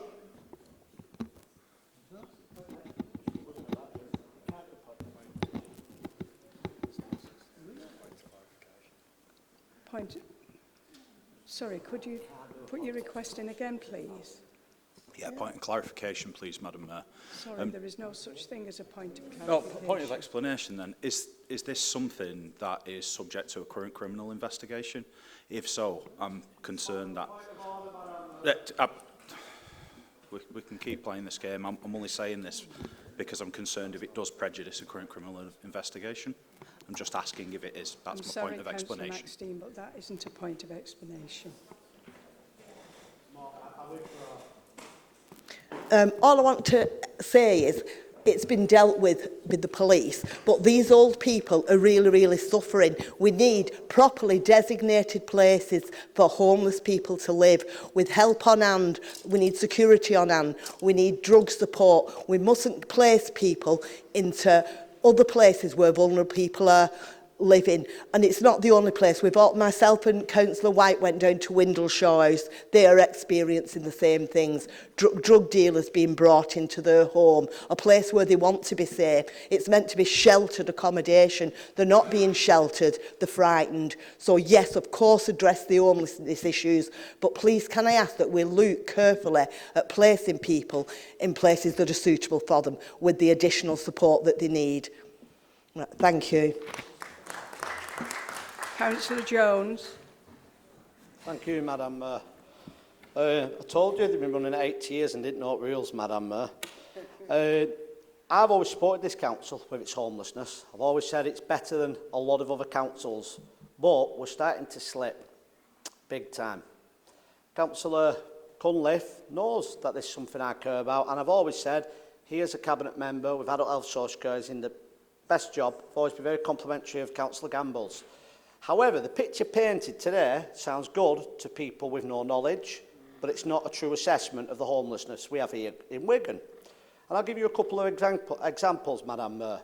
Number one, we are now trying to say that people are deliberately homelessness because we found a clause in the law that we don't have to house somebody if we said they're intentionally homelessness. It's probably something you've all heard over the last couple of years, but I'd never heard before.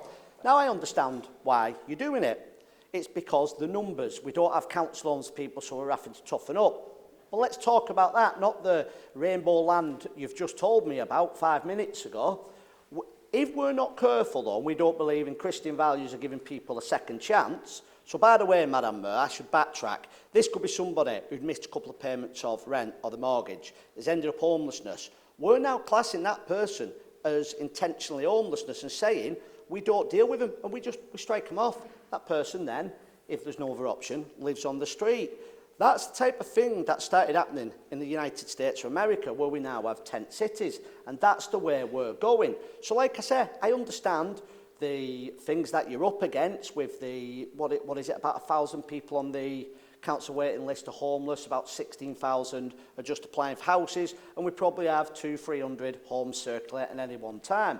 So we need to try and fix the solution rather than trying to get rid of the people to bring that number down. Another thing that I found on the, as Councillor Rigby said before, one of the audit meetings I did go to last year was the amount of money we was claiming we were saving by taking people off the waiting list before they get there, but then claiming we were somehow solving it because there was so many thousands less.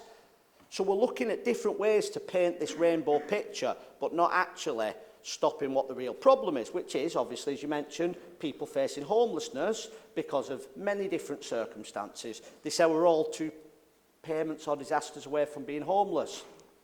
So there's a couple of things that Councillor Briley's brought up before. Why don't we look at different types of temporary accommodation for people to straight away get them off the street? So they're on the street, we haven't got a council house, we can't afford to put everyone in an hotel. I agree with the council civil servants on that one. We need to look at some other type of accommodation. I was talking to one of the civil servants in the homeless team that was suggesting some of the big buildings that we have, we could put the wooden cabins inside there, at least it gets them off the street.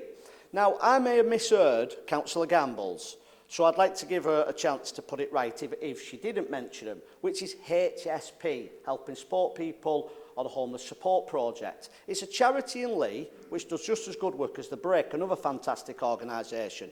They feed the homeless twice a day, and they also provide the food for the council-run shelter. So I'd like to ask Councillor Gambles if she comes back, if she could mention the great work that Lynn and Paul and all their staff and volunteers do. Madam Mayor, thank you very much. Councillor Watson.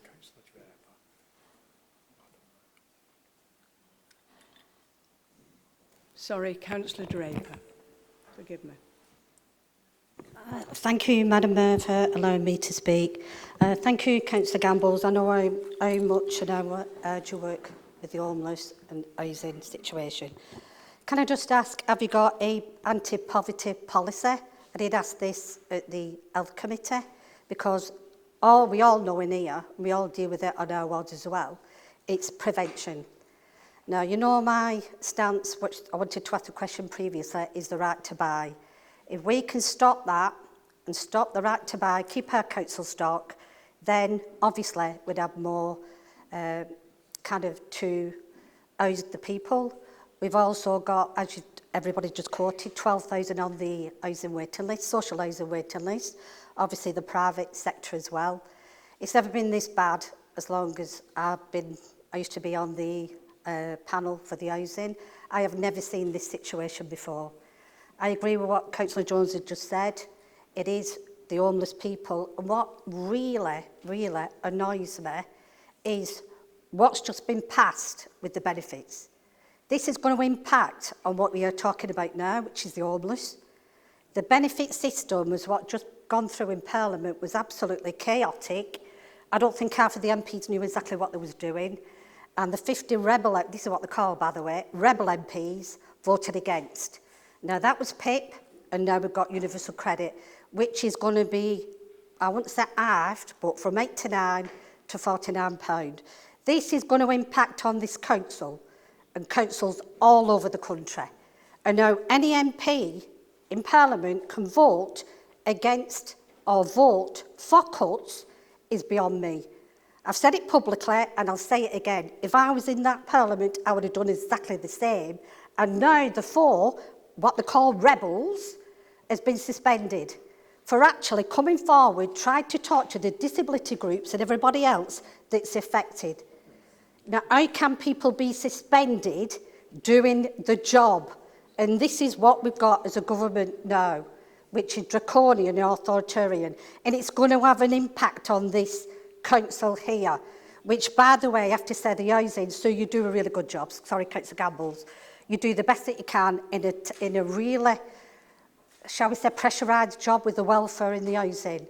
I think if we have got a policy, we need an anti-poverty policy. We've got to stop it before it escalates. Thank you. Councillor Watson. Thank you, Madam Mayor, for allowing me to speak. And I just want to yet again put on record my thanks to Councillor Gambles. She's got the hardest job in this council under very, very difficult circumstances. And she does it with passion, compassion, enthusiasm on a daily basis. So thank you. However, in saying that, and there always is however, I'm afraid, I feel this strategy just, it was just papering over the cracks. We were addressing the symptoms and not the cause here. And so ultimately, when you look at the 3 objectives to this strategy, and I'm going to focus mainly on objective 2, increasing access to affordable, safe and secure accommodation, we've got to address the cost of living pressures and limited ability to afford accommodation from the report. Now, we first got to consider the Renters Reform Bill, which Labour are pushing through at the moment, and this has forced landlords to sell their properties as there's little profit in providing this vital service to residents, which takes the pressure from social housing. Now, the Renters Reform Bill has already increased the price of the private rental market due to supply and demand of private rentals, the lack of, dare I say. This has seen tenants evicted, like I said, under Section 21, but with rent increases, also Section 8, because it's out of control. Now, this increases homelessness within the borough. Now, we must also look at the impact of Serco-controlled properties within the borough, and this has increased rental yields and therefore property values, which has forced up private rents to soar, resulting in Section 21s, Section 8s, and increasing homelessness in the borough. So then we must also look at the use of other local authorities utilising our private housing for temporary accommodation due to our traditional affordable housing in the private rental market. So yet again, this is pushing up the private rental market and it's resulting in Section 21, Section 8s and creating homelessness in the borough. Now the report highlights positive decisions on right to remain following national immigration policy. Now this is the elephant in the room that many in this chamber do not want to address. The impact of uncontrolled immigration and the impact of Operation Scatter. From the Home Office and the Office of National Statistics data, on the subject of asylum seekers receiving housing by local authorities as of the end of March 2025, compared with the number of registered homeless people in all forms in temporary accommodation from December 2024. This states that there was 1,193 asylum seekers were housed in Wigan, when at the same period we had 208 families, a quick correction there, in temporary accommodation. Then we have to look at the early prison release scheme with no fixed abode on release. How is this a fair system when criminals are being rewarded with council properties, when those who come here from other countries, often illegally, and have never contributed to the system, are being prioritised above our own residents when they get leave to remain? The report states that in January 2025, we had 14,000 people on the housing waiting list, many of whom are at risk of being homeless, from the report. Now, we must start prioritising our own residents, rewarding good behaviour and challenging national government and their policies. Now, only this week, the Prime Minister stated that councils have plenty of housing. Where are these houses that the Prime Minister goes on about? Surely he deserves a trip to Wigan and we can point out the lack of social housing to him. Now, national policies are crippling local authorities and are destroying lives.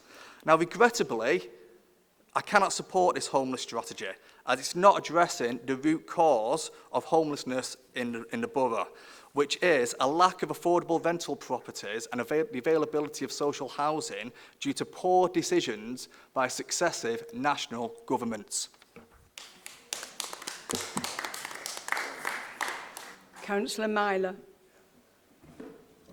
Thank you, Madam Mayor, for allowing me to speak. I do completely agree with everything that Councillor Gambles has said, especially regarding preventative measures and providing support for people who may be affected by homelessness.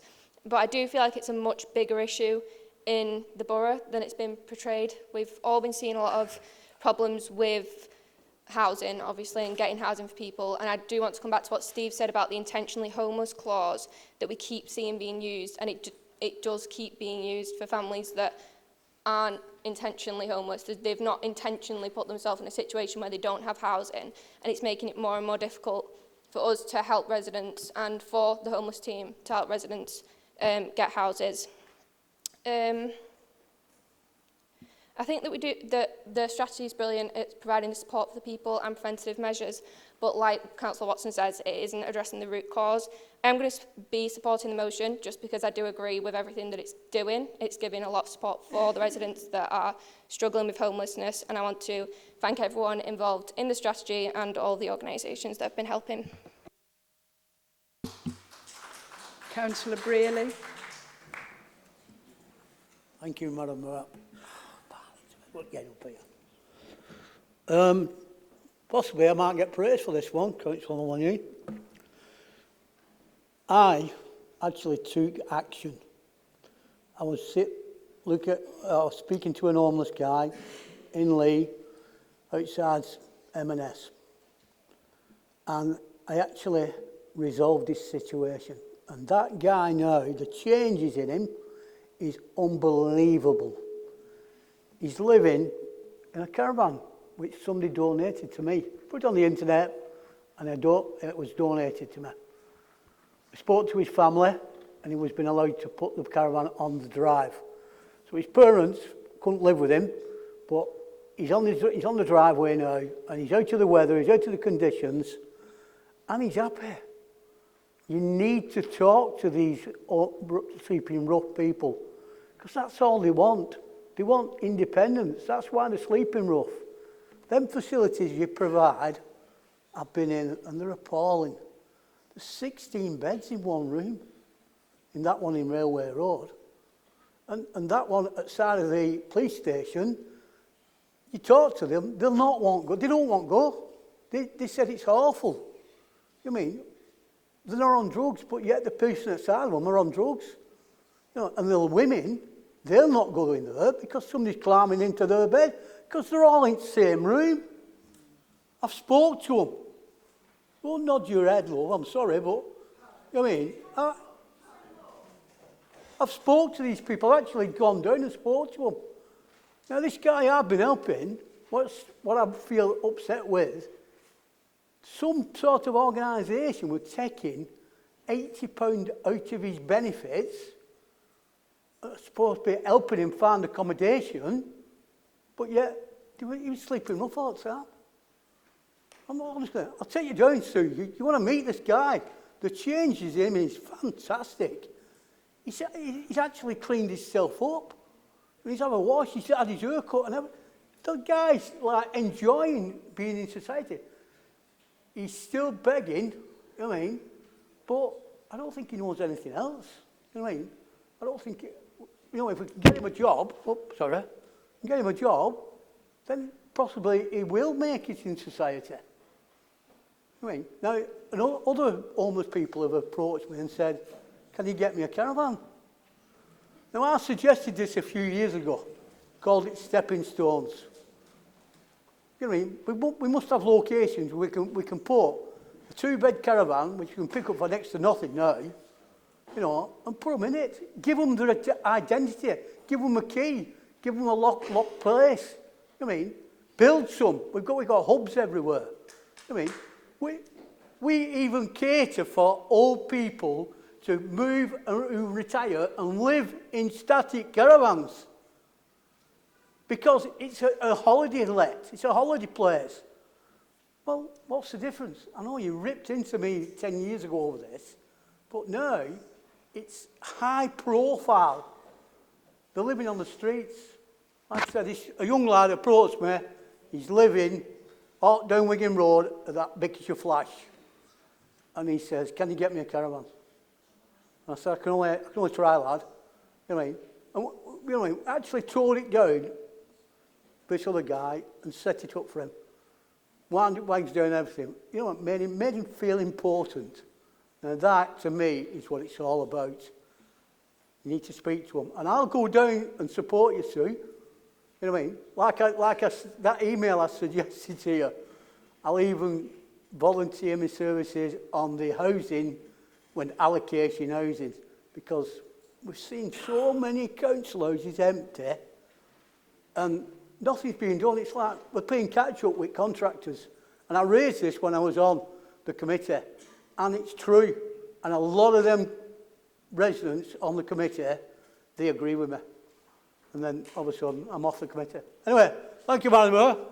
I'm sorry, I've not read the... I'll be abstaining. I need to go to toilet later.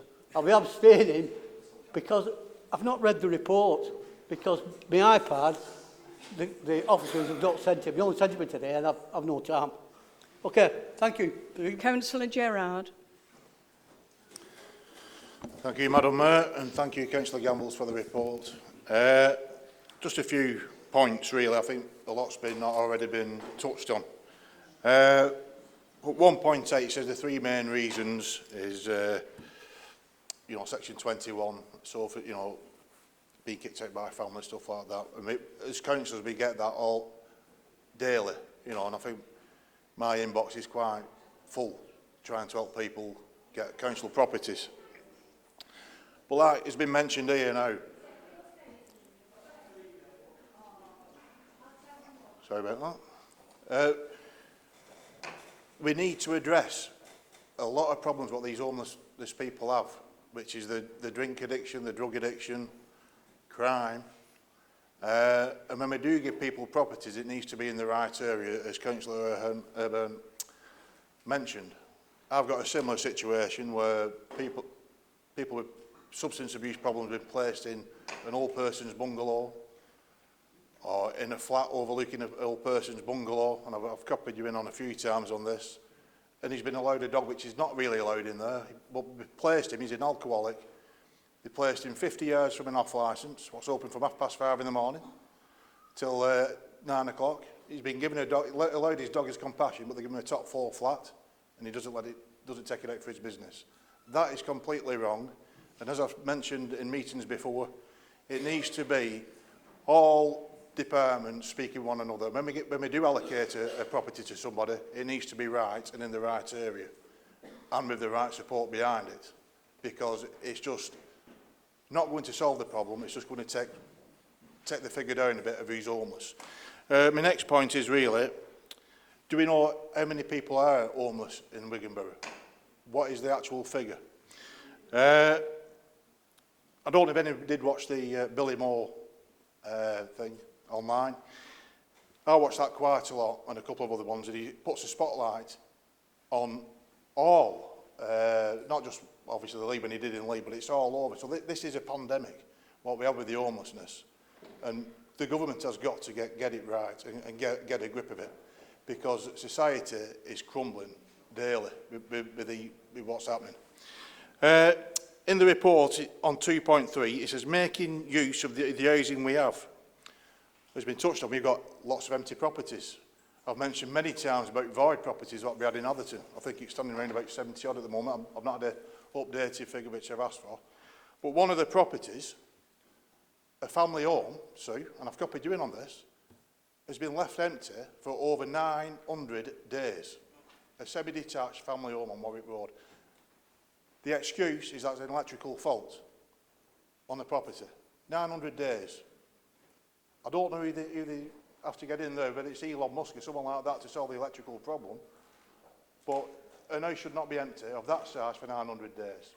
So I will be in support of this, because anything we can do to help homelessness is what we need to do. But we can't just keep saying it, because this has been an hot topic for some time, and it keeps coming back to the council with a new strategy. We actually need action now, because it's getting out of hand. Thank you. Councillor Guest. Thank you, Madam Mayor, for allowing me to speak. I just wanted a little bit of a point of explanation, but to two of our members who have actually left the chamber. I appreciate Councillor Jones mentioning HSP. They do a lot of great work with homelessness, and I can't thank Councillor Gambles enough for the Real Change card, because we do have some people that can make money out of begging on our streets when they've got accommodation. Intentionally homeless is something we do come across quite a lot. Myself and a member in the public gallery actually went to an encampment last week. This person does not want to live in a house, they want to live in the woods. But that again brings its own issues. What I did want to explain to Councillor Braley, that unfortunately he has left the room, is the A-Ben, A Bed Every Night, which is next door to the police station in Lee. They do not have men and women sleeping in the same area. I've been there several times. Both myself and Councillor Brown used to be on the board for HSP, and we know the close links that they have. So I just wanted to stress that point. Women are not put at risk. They are able to be in locked rooms of a night time, so people can't go in there. That's all. Thank you, Madam Mayor. Councillor Eastoe. Thank you, Madam Mayor. Councillor Guest just said what I was going to say, actually, but I would like it on record that at every full council for the past year, a woman in this chamber has been called love by a male councillor, and it is inappropriate that it keeps happening and going unchallenged. It's not appropriate towards the officers, and it's not appropriate towards the female councillors either. Councillor Hunt. Madam Mayor, I'll try and keep it brief. I'm conscious we've got motions, but a lot of what's been said tonight makes sense. But I'd just ask Councillor Watson to think again in terms of voting against this, because your colleagues clearly going to vote for it. And it's such an emotive subject. I think you could hear it in Councillor Gamble's voice when she was delivering. Don't necessarily agree that, what I would say is credit to you, because you've not done the reform bit tonight, which is a very, very complex issue, and offering a very, very simple solution. It's all the fault of Margaret. So, to your credit, you actually went through. Don't agree with the landlords, by the way, because some of these landlords, and I don't think there's any evidence that they're pulling the drawbridge up on developments, because we touch on HMOs, they're still going, the developers are still there. I visited a family with basically 3 kids and no central heating, so that landlord's charter is well overdue. We've got to rein some of these unscrupulous landlords in. So, and to the credit, the Labour government had put some provisions. Section 21, that was immoral. You're turfing people out their homes. And we've not banned the sale of councillors. I know Pat's passionate about that, but we have reduced substantially the sale of councillors. So the Labour government is having a go in that. It's already been mentioned by my colleagues. We've got quite a few. There is intentionally homeless in the ward. Was mentioned by Councillor O'Byrne, there's alcohol and drug dependency, and it's mixed with homelessness. So when you go out and visit them, 9 times out of 10 when I've been out and they're in the park and they're in the little tent, they've been offered, I can guarantee they've already been offered that support, as Councillor Gamble said, but they choose. And by the way, when they do go into temporary accommodation, there's provisions. In other words, you can't turn up intoxicated or under the influence of drugs. Some of them don't want to live. It's unfortunate, but some of them don't want to live under them conditions. So there is intentionally homeless, sadly, but I'd ask you to reconsider, because I think this is a really forward strategy for the homeless in Wigan. We can't affect national government all the time, and I do agree they've got it wrong over the years, but this is about Wigan, and I think this needs our support tonight. Thank you, Madam Mayor. Councillor Raymond. Thank you, Madam Mayor. Can I urge everyone to take a step back? I mean, obviously, this debate has spiraled out of its natural domain, and it has brought very complex local, national and international issues, which are mostly out of our control, and I think in this chamber they are being used as political goal scoring and grandstanding. As people, as human beings, we shouldn't shy away from the fact that homelessness and all the issues with poor housing are a global challenge, and that need more resources, more money and more commitment on different tiers of government. Globally, it's not a local issue. But I want to take this moment, I want to take this opportunity to show my solidarity and express my support to Councillor Gamble, who is doing a fantastic job in very, very challenging circumstances. And this council, which is one of the very, very few local authorities which has housing revenue account. So we are in a position to influence the homelessness and wider poor housing problems. So I think we should be thankful that this council is in a position to influence this policy, and not like other local authorities which have no control over what is happening in their area. Thank you very much, Madam Mayor. Councillor Paul Prescott. Thank you, Madam Mayor, for allowing me to speak. It is a very emotive subject, and there are a lot of comments being made tonight about homelessness, the reasons for it. There are many reasons. Addiction to alcohol, drugs. There are many mental health issues. In my experience, and I talk from my own experience as somebody, and Jeanette and I, when we first moved into Wigan 33 years ago, were in a temporary accommodation. It was a short-term lease on a property, and we found ourselves 3 days away from being on the streets ourselves with 5 children.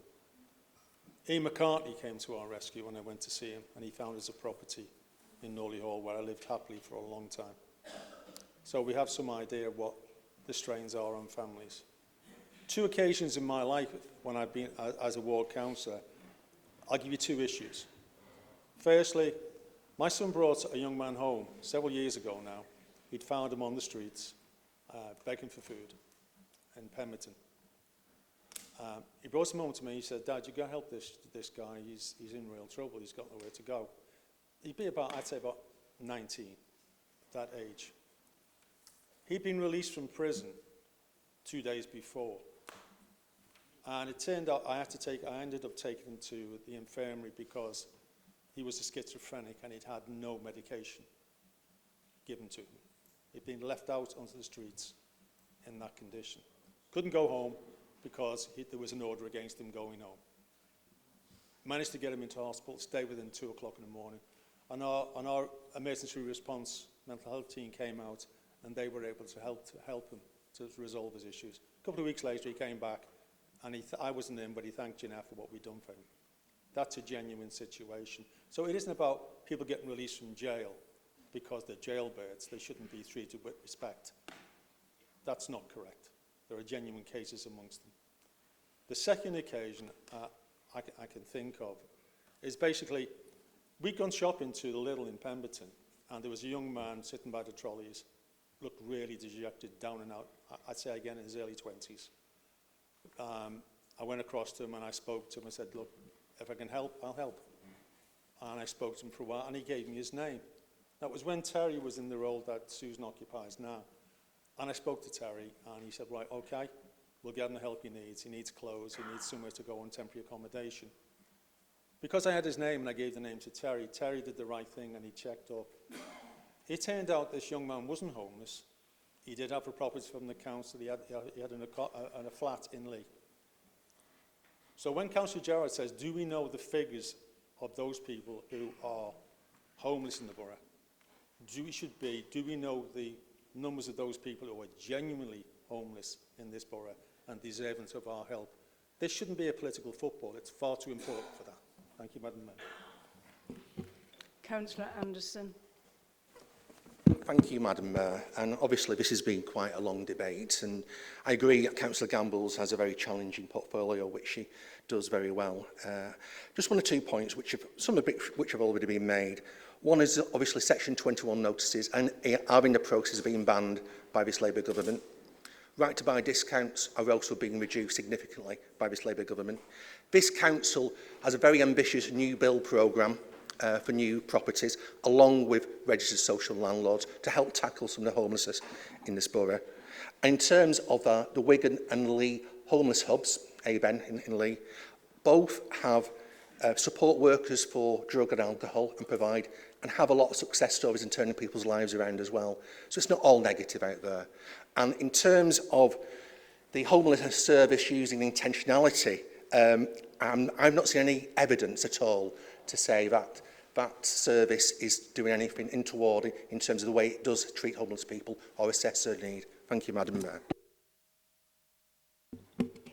Thank you. Councillor Jeanette Prescott. Thank you. I won't keep this long because I like to just say it as it is. I have concerns, and I think Susan's doing a brilliant job, but some of my concerns on what one of the councillors said about making themselves homeless. There is a reason why some people make themselves homeless, and we've all had it, but I'm going to speak about it now because I do think something needs to be done about it, and that is when they've owned their own home and they're selling it to get a house off the council. I think we really need to bring down that amount of people, because there is people doing it. I've had a few in the last few months come to me, and they're going on the housing list because they want to make a quick buck, basically, and have a nice time. But at the end of the day, them houses are needed for the people, not if you want to sell your house to have a nice, comfortable time and then get another house off the council. So I do believe that needs to be looked at.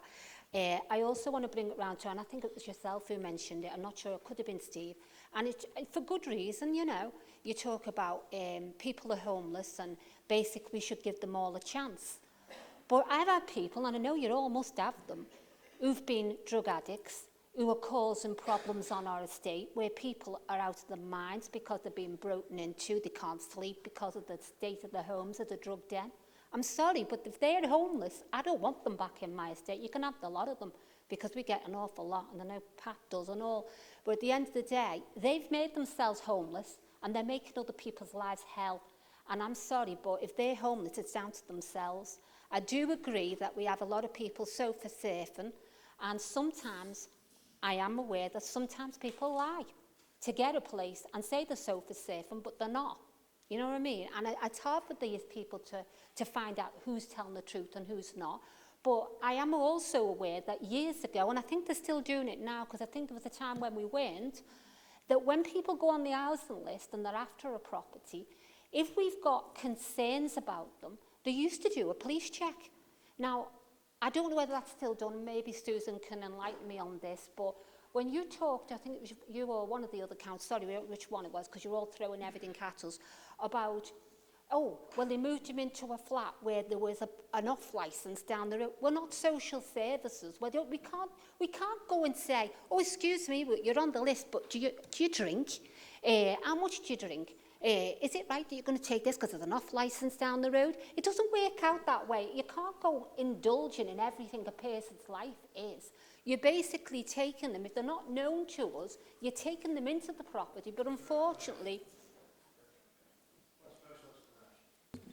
Personal explanation. What's your point of personal explanation? Yeah, I don't know if Councillor Prescott may have misunderstood me, but the person I was speaking to was known as an alcoholic, and so I'm just saying we need to get that right. Oh, you said he was near an off Yeah, licence? that's it. He's been home there, and they knew about his problems, so that's the explanation. Right, well, the thing is, we can't watch everybody on where we put them. At the end of the day, you give them a chance, and unfortunately, some of them won't pay rents. Do we just say it's okay, you don't pay rent? You can't do it. You can't do it. It's not right. At the end of the day, we've got a real problem with homeless, but we need to look at how we're tackling it. And we all need to start by stopping these who have bought their houses, now selling them, and getting on their housing list and vetting them a bit more, because for every bad family you move in, you're moving 20 out. You know what I mean? So I do think we need to vet them more. That's my opinion. And we have took homeless into our home. Paul and I have took 3 lots of homeless people living on our door. And we've had one of them for nearly 3 weeks. But he robbed us. So I wouldn't do that either, you know. And Bob mentioned about the caravan. It's all very laudable, but I bet you his neighbours aren't happy, because if his family didn't want him in the house, the families next door definitely didn't. Leader, do you wish to speak as you reserved your right? I'm really pleased I reserve the right to speak, Madam Mayor. But can I just say that I think tonight, regardless of comments made, I think it's very clear the passion that's in the chamber in regards to a situation that we face, not just in Wigan, but nationally, with the homeless population growing at a rate. But what I can plead, and I really do plead to you, and I know Councillor Watson said he's voting against it, and other people in his party said they're voting for it. Can I please ask you to support this? Because this is where we start to address what needs to be addressed. And certainly, I'm sorry Bob's not read the report, but if you read the report, it's very clear that this is the route that we need to take to start this journey that we're on in tackling homelessness in this borough. So thank you, Madam Mayor, and once again, I'm more than happy to second the report. Councillor Gambles, do you wish to sum up?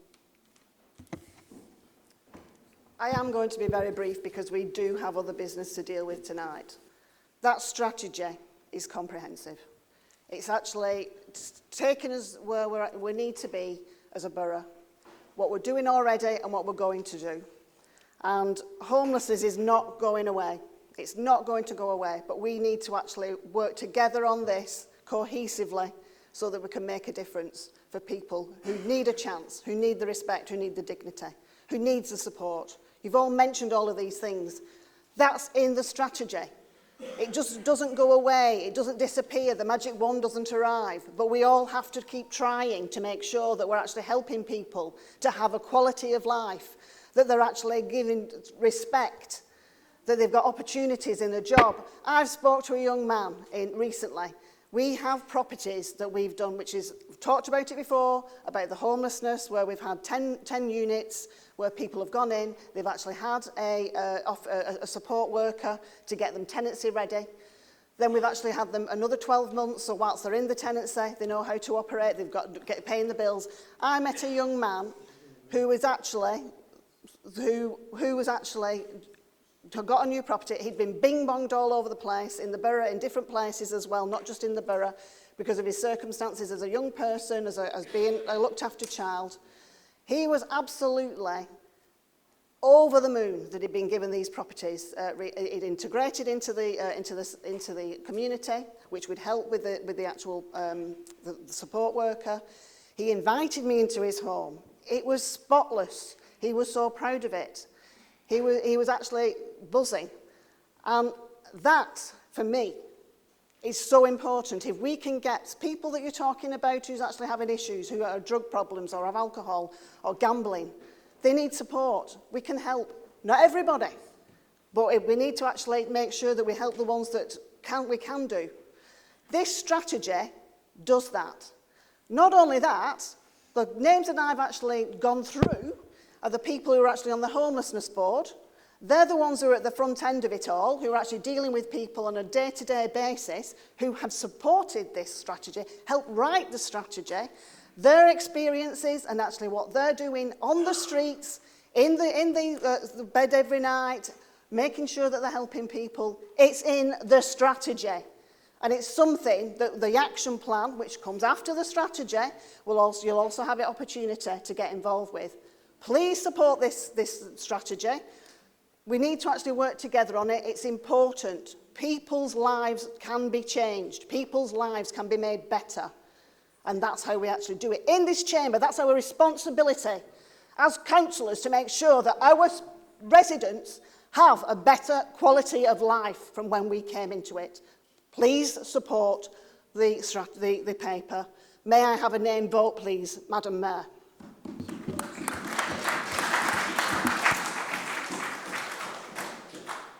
Members, Councillor Gambles has requested the vote on this item to be recorded. Do 9 other members support Councillor Gambles' request for a recorded vote? If so, please show. That's been carried. Members, a recorded vote will be taken on this item, so please use your voting consoles and please vote now.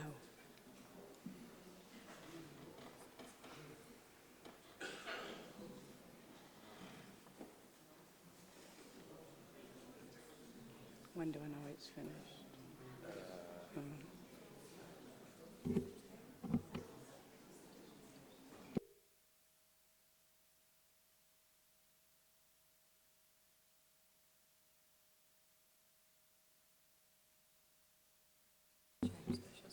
The vote has been carried.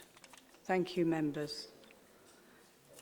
Members, as we've now been sitting for over 2 hours, I'm going to propose a comfort break of just 10 minutes. So if we could return at 27 minutes past 8, thank you.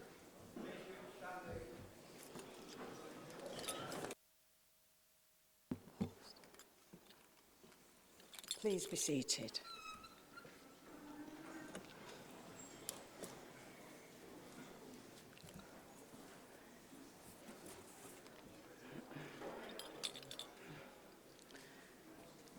Thank you. May I just remind members that we've had a 10-minute break, so that will now be added to the guillotine time. Thank you. And also, can I politely remind members, no, wrong one. Right.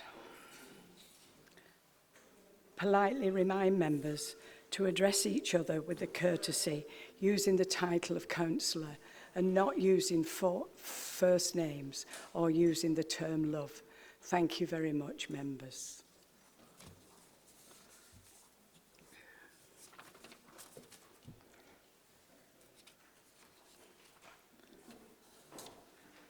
The next item is 7E, Children's Services Direct Payments Policy. The Council is requested to consider the report set out at page 345 of the Council agenda, which details the new policy for the use of direct payments to meet children and young people's care and support needs in the case of unpaid carers. The report was also considered and endorsed by the Cabinet at its meeting on the 5th of June 2025, and the Council is requested to approve the new Children's Services Direct Payment Policy. I invite Councillor Anderton to move the recommendations. Councillor Anderton. I move the report, Madam Mayor. Are the recommendations seconded? Happy to second, Madam Mayor, and reserve the right to speak. Hopefully not. Do any other members wish to contribute? Leader, do you wish to speak now? Councillor Anderton, do you wish to sum up? All those in favour then of accepting the recommendations as set out in the report, please show. Any against? Any abstentions? The vote is carried. Agenda item 8, questions and comments. Councillor Gerard submitted a question under Rule 8 of the questions and comments segment of the Rules of Procedure section of the Council's Constitution. Councillor Gerard's question is, given the recent Council performance report presented on the 9th of July, which highlights a concerning rise in child poverty, increased pupil absence, and a significant decline in educational outcomes, does the leader agree that these trends reflect the growing impact of the cost of living crisis and housing pressures on local families, and that, as a council, we must do more to prioritise the provision of secure, affordable council housing, particularly for our own residents who are living in overcrowded conditions or sofa surfing or in fact homeless, and ensure that, in the allocation of limited housing resources, priority is given to local people in need over those who've entered the country illegally. Is there a response? Thank you, Madam Mayor. It will be a very quick response because I think we've probably more than covered many of the points raised in the questions that we've got before us. So, Madam Mayor, please accept all the explanations that have gone previously in the previous discussions. Thank you, Madam Mayor. Notices of motions. A motion has been submitted by Councillor Anderson, which is set out on page 379 of the agenda. Councillor Anderson. Thank you, Madam Mayor. I'm pleased to move this motion, which supports the Let's Be Blunt campaign. I hope it will be passed unanimously tonight.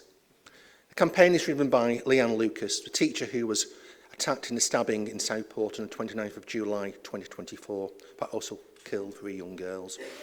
I recently had the privilege of meeting Leanne, and her passion for the Let's Be Blunt campaign came across as truly inspirational.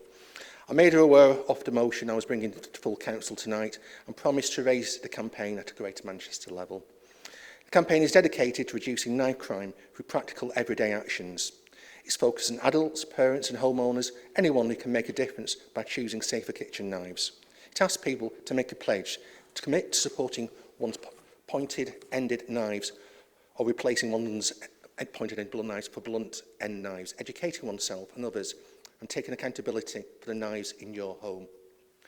In 2024, kitchen knives are the most frequently used weapon in homicides involving sharp instruments, accounting for 109 lives lost, a rise of 8% in the previous year.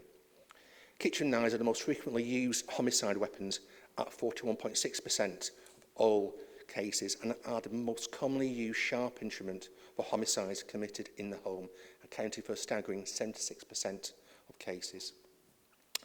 These statistics underscore the importance of the provision of safer alternatives. I urge Wigan Council to actively support the Let's Be Blunt campaign by purchasing blunt-ended knives for the family hubs, care homes, schools, and in cases where there is a risk of domestic abuse. The Council already installed knife disposal points in Wigan, Lee, Plattbridge and Pemberton, as well as supporting the rollout of Stop the Bleed training across the borough. A new web page has also been developed to provide information on knife disposal and support services. As we approach the first anniversary of the Southport attack, I'm going to ask that we review the knives we have in our homes, in our workplaces and community venues, and take the pledge to support this important campaign. I would urge every member in this chamber to support this motion tonight. Thank you, Madam Mayor.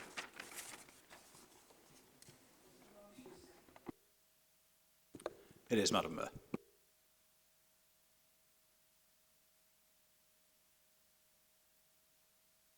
Does wish to speak on the motion?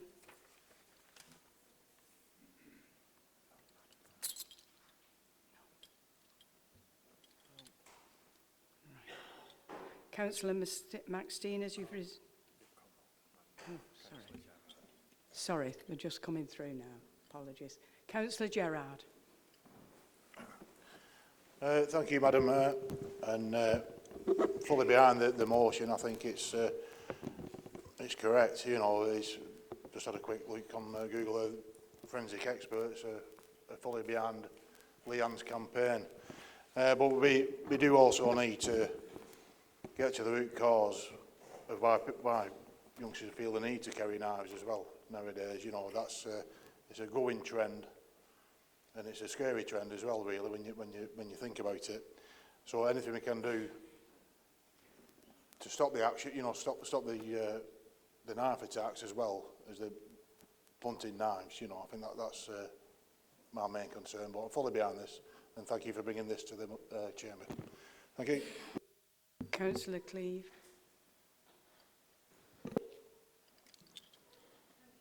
For letting me speak on this motion.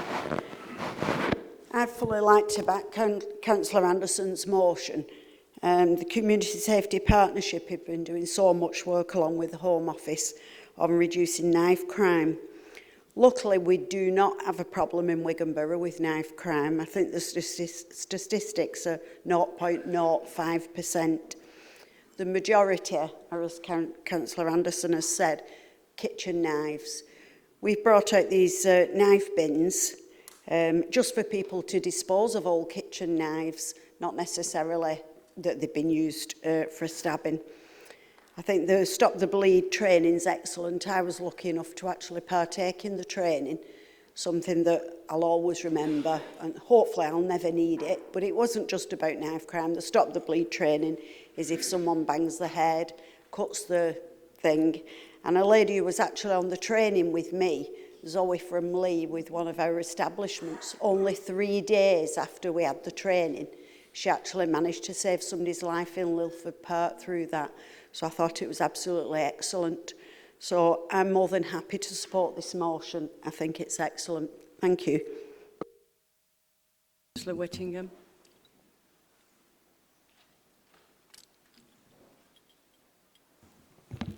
Thank you, Madam Mayor.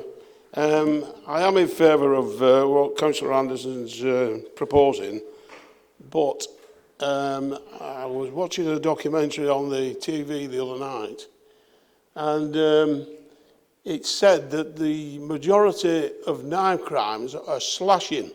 So I'm a bit, I don't know, I'm 50-50 on blunt knives.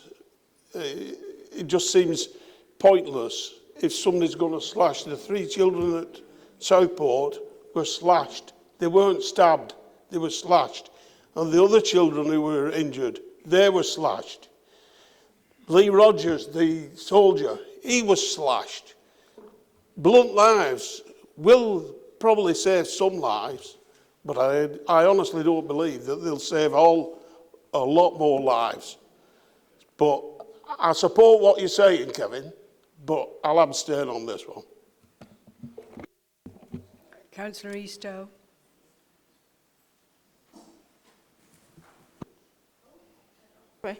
Thank you for allowing me to speak. I fully support this campaign and I thank you for bringing it forward.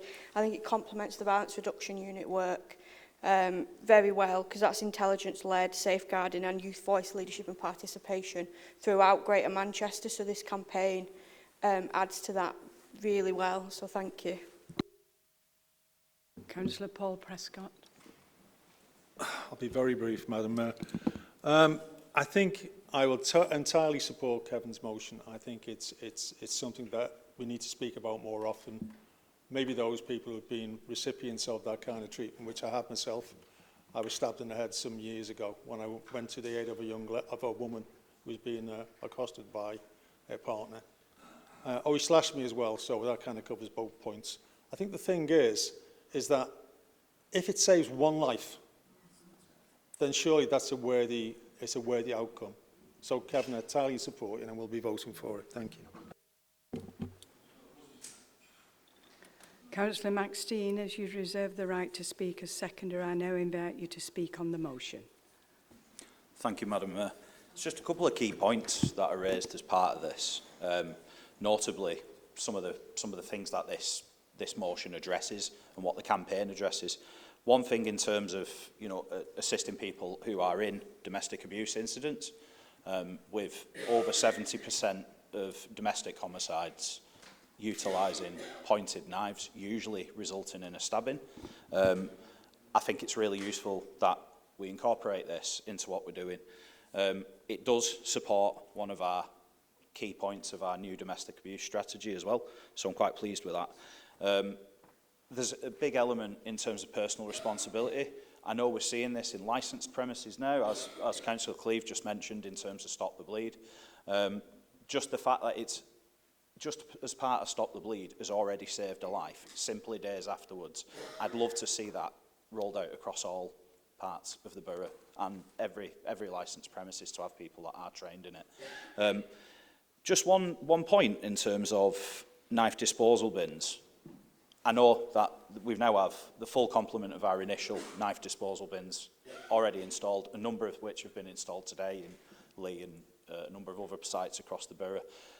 To be really clear on this isn't just for knives. It's for bladed articles, it's for any other kind of sharp as well. So we're not focusing on things, and I know there has been some pushback from people when it's being referred to as weapons. It's not. It's there to safely dispose of a kitchen knife or any other bladed article. It could be scissors, it could be anything. The more of that we actually get rid of within the borough, the more safe disposal of that, our risk goes right down. I know there's also been quite a high-profile campaign day already, and in that we already had 15 knives in one day and 2 samurai swords that were disposed of safely on that day, and that's through the work of Faz Amnesty who were there. But we're looking at keeping that in-house. It's something that we adopt really well, and I'm fully in support of this. Ray, I know you just mentioned briefly before that you were considering abstaining on it. I just want to personally appeal to you on that. If you could support it, we've already seen that elements of this have already saved a life already. And as you mentioned, yeah, there are other movements somebody can do with a knife in order to cause harm. But in terms of stabbing, I've seen stabbings in my ward that have resulted in a loss of life. This motion that we're putting through tonight, if it could have prevented one of those from a stabbing, that's worth it. And certainly going on, if you can support it, I'd really appreciate it. Anything that we can do to save a life in this borough is absolutely critical. And I'll be supporting it, and I'd appeal to absolutely anybody. If you're wavering, please support this. It's a common sense approach. Thanks. Councillor Anderson, do you wish to sum up? Just very briefly, Madam, just obviously to thank members for the contributions, and as Councillor Mitstein said, every life saved does matter, and would encourage, again, every member to support this motion. Thank you very much. I put the motion to the vote. All those in favour of the motion, please show. Any against? Any abstentions? The motion is carried. The motion has been submitted by Councillor Reedy. Sorry. Madam Mayor, may I submit a motion without notice under Rule 10K to suspend a particular council procedure rule? The particular rule in question is 4.2, the duration of a full council meeting, to allow all motions to be debated. Is this motion seconded? Seconded. Shall we vote on this? Leader, sorry. Yeah, more than happy. Yeah, happy to support the motion. Okay. The motion is carried. We need to take a vote on the motion. All those in favour? Any against? Any abstentions?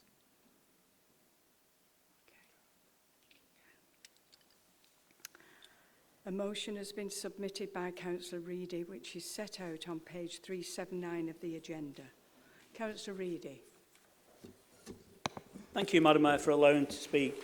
You might think this is a really unusual motion for me to put forward, but as we know, when you speak to residents in the borough, and lots of things are raised, and there's certain things that actually trigger. So the lady in person, she told me I can read her name because there'll be some stuff in the press anyway, is a lady called Lisa Lundy who brought this to me. 5 years ago, she went through IVF and all the programs that she did, and all failed. And then she was given the option of doing egg donation, which she didn't know anything about, but she went forward with it. And 3 years later now, she's got, a little girl is 3 years old now, so it was a real success, the egg donation for her. We know, and I think things have been raised in this chamber many, many times, the heartache that people have trying to have a family, and all residents in this borough. So there's options, and that's the IVF, fostering, as Councillor Cunliffe deals with, adoption, but it's about choice for people. But one of the things with egg donation, and that's it, and I had to read up on it, it's becoming more and more popular because of all the failures when IVF doesn't work, is the support mechanism behind that. So naturally, with IVF and fostering and adoption, there's a support mechanism. With egg donation, to explain to children moving forward, it's really very, very difficult. So we're asking the government, I've already spoke to the 3 MPs, and I'm going to be in debate with them to go over some of the technical issues on this with Lisa, because she's kind of pushing this forward. Because it's so important that, and what I want to make clear is this motion is nothing against the children finding out, because when they're 16 they can find out basic information about egg donor, and when they're 18 they can find the full information about who the egg donor was, because that's kept on record. There's no problem whatsoever with that. We think that's a right for the children to have, and when they become adults. It's that support mechanism building up, because this is becoming more and more popular to go down this avenue, because people really are struggling with sometimes IVF. So it's that mechanism we want put into place from government, of kind of the support, whether it's financial, whether it's the options, whether it's counselling. There's lots of options really that they need to tackle. It's new, but it's becoming very, very more popular. And let's hope that we, as this council, can support this and be one of the first councils in the country to actually promote this and push this forward. And support Lisa and lots of other people who've actually contacted me now. And I know the MPs have had some of the inquiries as well through the borough, that we can support that mechanism and help them, like people get helped in other areas. So it's a really important one, really unusual for me, and I had to do a bit of really reading up on it about what it was all about. But let's hope people in the chamber can support this. Thank you, Madam Mayor. Is the motion seconded? Seconded, Madam Mayor. Councillor Guest, do you wish to speak on the motion or reserve your right? I'll speak now. Thank you, Madam Mayor, for allowing me to speak, and thank you, Councillor Reedy, for bringing this motion forward. This is a multifaceted topic, and one I'm sure we could spend the entire meeting debating, whether it be for the recipients of egg donation or those actually donating their eggs. The landscape of family creation is evolving. Egg donation becomes increasingly common, and our approaches to care and support must keep pace. Families deserve more than a successful medical procedure. They deserve a sustained partnership that recognises the emotional, social and ethic complexities of the journey they undertake. Fertility treatments have advanced and become more accessible. Egg donation has emerged as a vital option for families and individuals longing to build or extend their families. Medical science has made remarkable strides, offering families new hope and possibilities. Yet the journey is not a simple one. It's complex, emotionally charged, and can be very isolating for those people involved. Many families do so after years of from infertility and failed treatments, or having complex considerations. The emotional toil of these experiences amplifies the need for comprehensive support structure tailored to address the nuanced and evolving needs of families at every stage. I myself, my sister and other members of our family have got a genetic condition which has has left us being unable to conceive. Egg donation was not something that we were made aware of at that time. We were just told that the likelihood of a viable pregnancy was extremely low.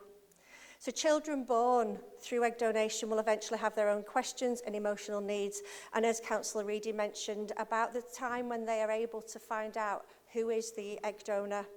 This can be due to genetic conditions where they need to find out this information. We need the enhanced support for families to understand the medical, legal and ethical implications of egg donation. It extends far beyond pregnancy and infancy. Families may encounter new challenges as children grow, particularly as they develop their identities and begin to ask questions about their origins. Regular access to mental health professions with expertise in third-party reproduction ensures that families can process emotions and adjust to changing circumstances. Advocating for enhanced support and ongoing support is not just about improving individual outcomes. It's about upholding the dignity, resilience and well-being of families formed through egg donation. By investing in comprehensive care, we can ensure that every family, no matter how it is created, is empowered to flourish from conception through every stage of life. I'm more than happy to second this motion. Thank you, Madam Mayor. Do any other members wish to speak on the motion? Councillor Brown. Sorry, very briefly, thank you for allowing me to speak. And I will fully be supporting this motion as a mother of a miracle IVF child, in which I went through 8 years of IVF treatment, and on my last 2 eggs after 8 years of treatment, I finally got pregnant. But this story could have been very, very different. I fully support this because if there was a woman out there brave enough to give me eggs, I would want my child to know who that person was, because that takes a lot of courage, that takes a lot to help somebody in that position. That's it really, I just fully support this motion, thank you. Councillor Eastoe. Thank you, Madam Mayor, for allowing me to speak. I fully support this motion. And whilst all families should deserve support, it's important to recognise there's some disparities between same-sex couples, particularly gay male couples accessing services. Unlike heterosexual couples, gay couples often face higher financial and logistical barriers whilst accessing egg donation and surrogacy. The expenses of a surrogacy pregnancy can go up to about £80,000. There's often increase in stigma and isolation during that process. So a lack of peer networks or guidance for gay couples. It's important to, as Councillor Guest did, it's important to acknowledge the diversity in both egg donation, surrogacy, IUI or IVF. Thank you. Councillor Wood. Thank you, Madam Mayor. If you'll allow me to sit while I address the council. I did the last 16 years of my career in children's services was with an adoption agency, and people who came to look to adopt ideally wanted babies. There's just not enough anymore. The people don't give them up like they did in the, well, they didn't give them up in the 50s and 60s. They were virtually forced to. But there are no babies around now. And IVF or egg donation is one way of doing it. IVF it can be hit and miss. You know, you can get it on the first cycle of it, or you go for 10 before you have to give up because of the cost. Egg donation, I admit I don't know much about that and whether it will be a cost to the couple that are undergoing that or who choose to undergo that. But it's something that's, you know, it's another way of which is what most couples want. So I fully support this motion, and that's it, yeah. Councillor Watson. Thank you, Madam Mayor, for allowing me to speak on this. Now, when I read this motion, I was a bit unsure about egg donation because it's quite a new thing. I heard of IVF, and many years ago, me and my wife were discussing IVF, and then we stopped trying, and then she got pregnant. And I do believe that having a child just unifies that family. So after listening to members' comments tonight, and I thank you all for your comments, I'm more than happy to vote for this motion. So thank you. Thank you, Madam Mayor. Councillor Brearley. Thank you. Yeah, I'll be supporting this motion. I don't think it goes far enough. I'm a subject of a medical condition where I was forced to identify what I'd got in 2019 regarding some false allegations. I suffer from Klinefelter syndrome. I have no sex drive.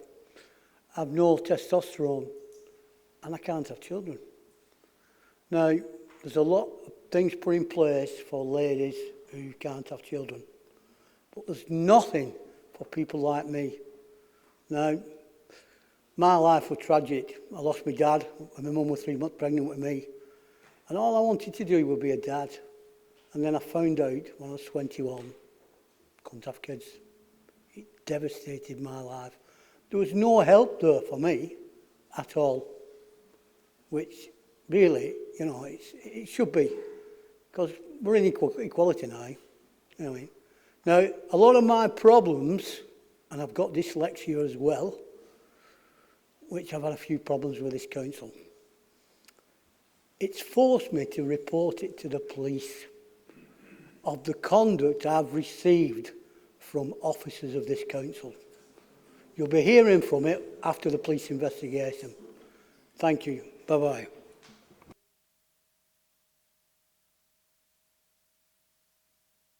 I now invite you to sum up on the motion. Thank you, Madam Mayor. And can I thank people for the contribution, and Councillor Guest, who was a lot more thorough than I could be. But it's a really emotive issue for people. When people, and Councillor Watson's touched on it, they want to raise a family and can't. It's probably the most heartbreaking thing when people can't do it, because that's what they want to do, and Councillor Briley's touched on that. But when we had a change of government, what we said in this chamber we would challenge this government and ask questions of anything we thought would benefit this borough, its residents, and probably residents of the country, and that's what we're doing here. But the difference now is we've got the support of the 3 MPs who I've spoke to, and actually they're looking into it because it is complex. I'm going to be meeting up with them, with the leader and the deputy leader, to look at how we can formulate that. But let's Wigan be first to put this on the agenda and move forward on it. And I know Councillor Briley's touched on things with mail, that this could open the floodgates to looking at different issues, because it is a really important issue. And Councillor Eastoe raised lots of issues around that.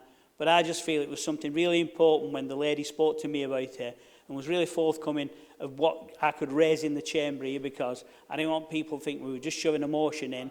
So Lisa Lundy was the lady who let me do that, and she'll be kind of pushing this forward. She was successful, but she wants the support, for other people.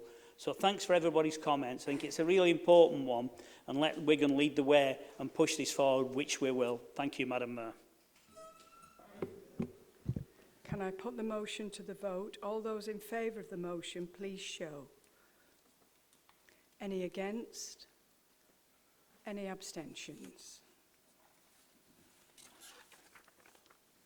A motion has been submitted by Councillor Anderton, which is set out on page 380 of the agenda. Councillor Anderton. Thank you, Madam Mayor. I'm very pleased to be bringing this motion to full council tonight, because I think it speaks to the heart of what education should be about, unlocking the potential of every child, and particularly every child in this borough. Dyslexia does affect around 1 in 10 people. That's roughly 3 children in every classroom today, and it's probably a little bit higher in certain areas, and we know it's higher in certain parts of our borough as well. Yet so many are left to struggle in silence, undiagnosed, unsupported, and often misunderstood. Therefore, dyslexia is not about measuring intelligence, it's a different way of processing information, a difference, not a deficit, is how we should see this. The average age of diagnosis is around 8 years old, and it was originally 7 and it's gone up to 8. Yet, by this point, a child's already gone through phonics screening in year 1, so they're quite late in their educational journey, you can argue. But without that early identification, many children face then an uphill battle. They can be labelled as lazy, disruptive, or simply just not academic. And this is why you may have seen recently on the TV the Jamie Oliver Group campaign. And this is kind of what sparked why we should get behind this and bring it to full council. He puts the spotlight on spotting the signs, calling for this universal early screening for dyslexia in primary schools in particular, but secondly, supporting the teachers. Very simple. Screen early, support the teachers, so they have the resources and training and tools to recognise the signs early. So let's just start with spot the signs very quickly then. We know from research, as we spoke about tonight as well, early intervention in many arenas, and particularly in education, we know works. Screening in the early years doesn't mean labelling or limiting a child. It means it's about understanding need sooner and addressing need sooner, and allowing them to learn in a way that works for them. But let's be clear here as well that dyslexia doesn't always look the same. It isn't just about swapping letters or struggling with spelling. There are many different forms and expressions of dyslexia. And sadly, some children are also experiencing co-occurring differences alongside that, like dyscalculia, dyspraxia, ADHD, adding layers of complexity to children. And I'm sure, as I mentioned before, many of you are governors and will sit on boards where you're recognising that complexity, the burden it puts then on your schools, and not recognising that sooner. This is why we need to have trained eyes and ears, if you like, in the classroom to understand what is going on, bringing teachers on board, which brings us to that second pillar, ensuring that teachers are supported. We've, the campaign has already asked a lot of teachers what they think about this, but right now too many are saying they feel ill-equipped to support children with dyslexia at the moment. They want to help, but they've not got the right tools, they've not got the right training, and the time honestly to do it properly.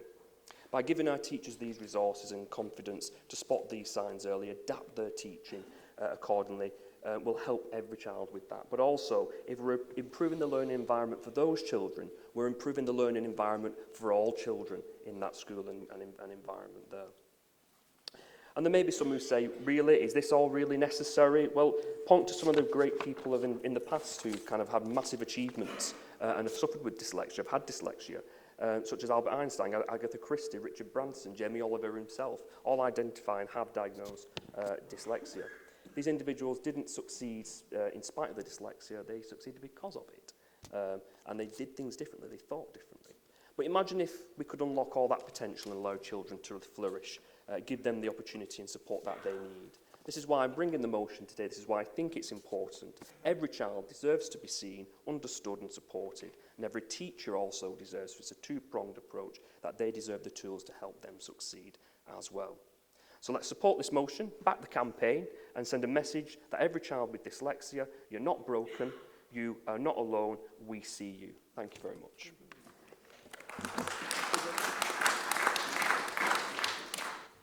Is the motion seconded? It is, Madam Mayor.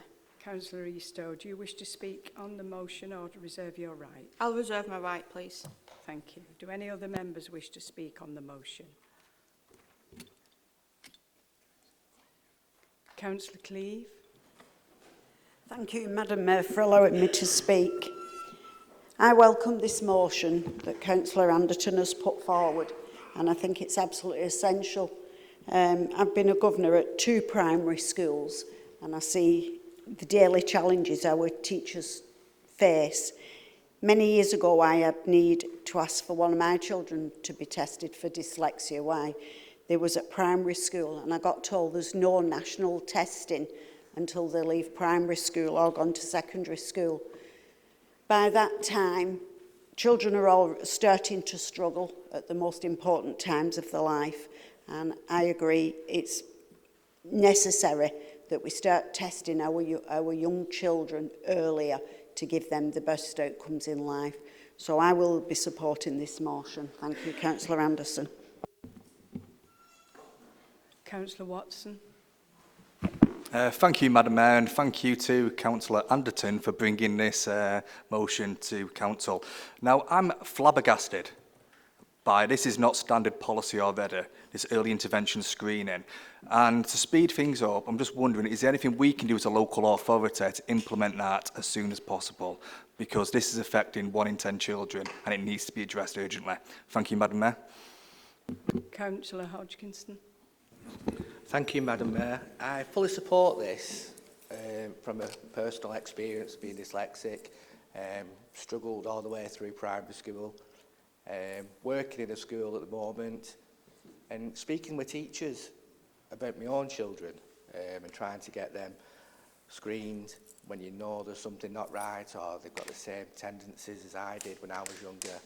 You know, it was all a new thing when I was in primary school. Teachers do struggle to fit the time in class to spot dyslexia, and it gets put onto a lot of support staff who have to work with them children. So I welcome this, just so them teachers get the support when they're training, so they can start it off from day 1 in the classroom, and them kids can go on. Because by the time they get to secondary school, it gets harder for children with dyslexia because it's a totally different atmosphere. They get lost a bit. You go on to college. I got reassessed when I went to college, and they had that team to put that support in, but yet there were support staff rather than tutors. So I welcome this, and hopefully, like Councillor Watson said, we can put something quicker as a council, or more advice and push it out there to all our schools. Thank you, Madam Mayor. Councillor Wales. Thank you, Madam Mayor, for giving me the opportunity to speak. I certainly am supporting this particular motion because I'm really concerned about the impact that not spotting dyslexia early has on our young people. Why should they have to wait till they get to university and where they do a screening test there and then it gets assessed and they find out that they've got dyslexia? Every brain is unique. Everyone who has dyslexia has a different form of dyslexia from the person next to them. So they all need an individual plan. And this is where it comes in so difficult for schools to implement those plans. Because basically, even if you have the screening, you've then got to put the plans into place. And that's what takes the expertise and it takes the time.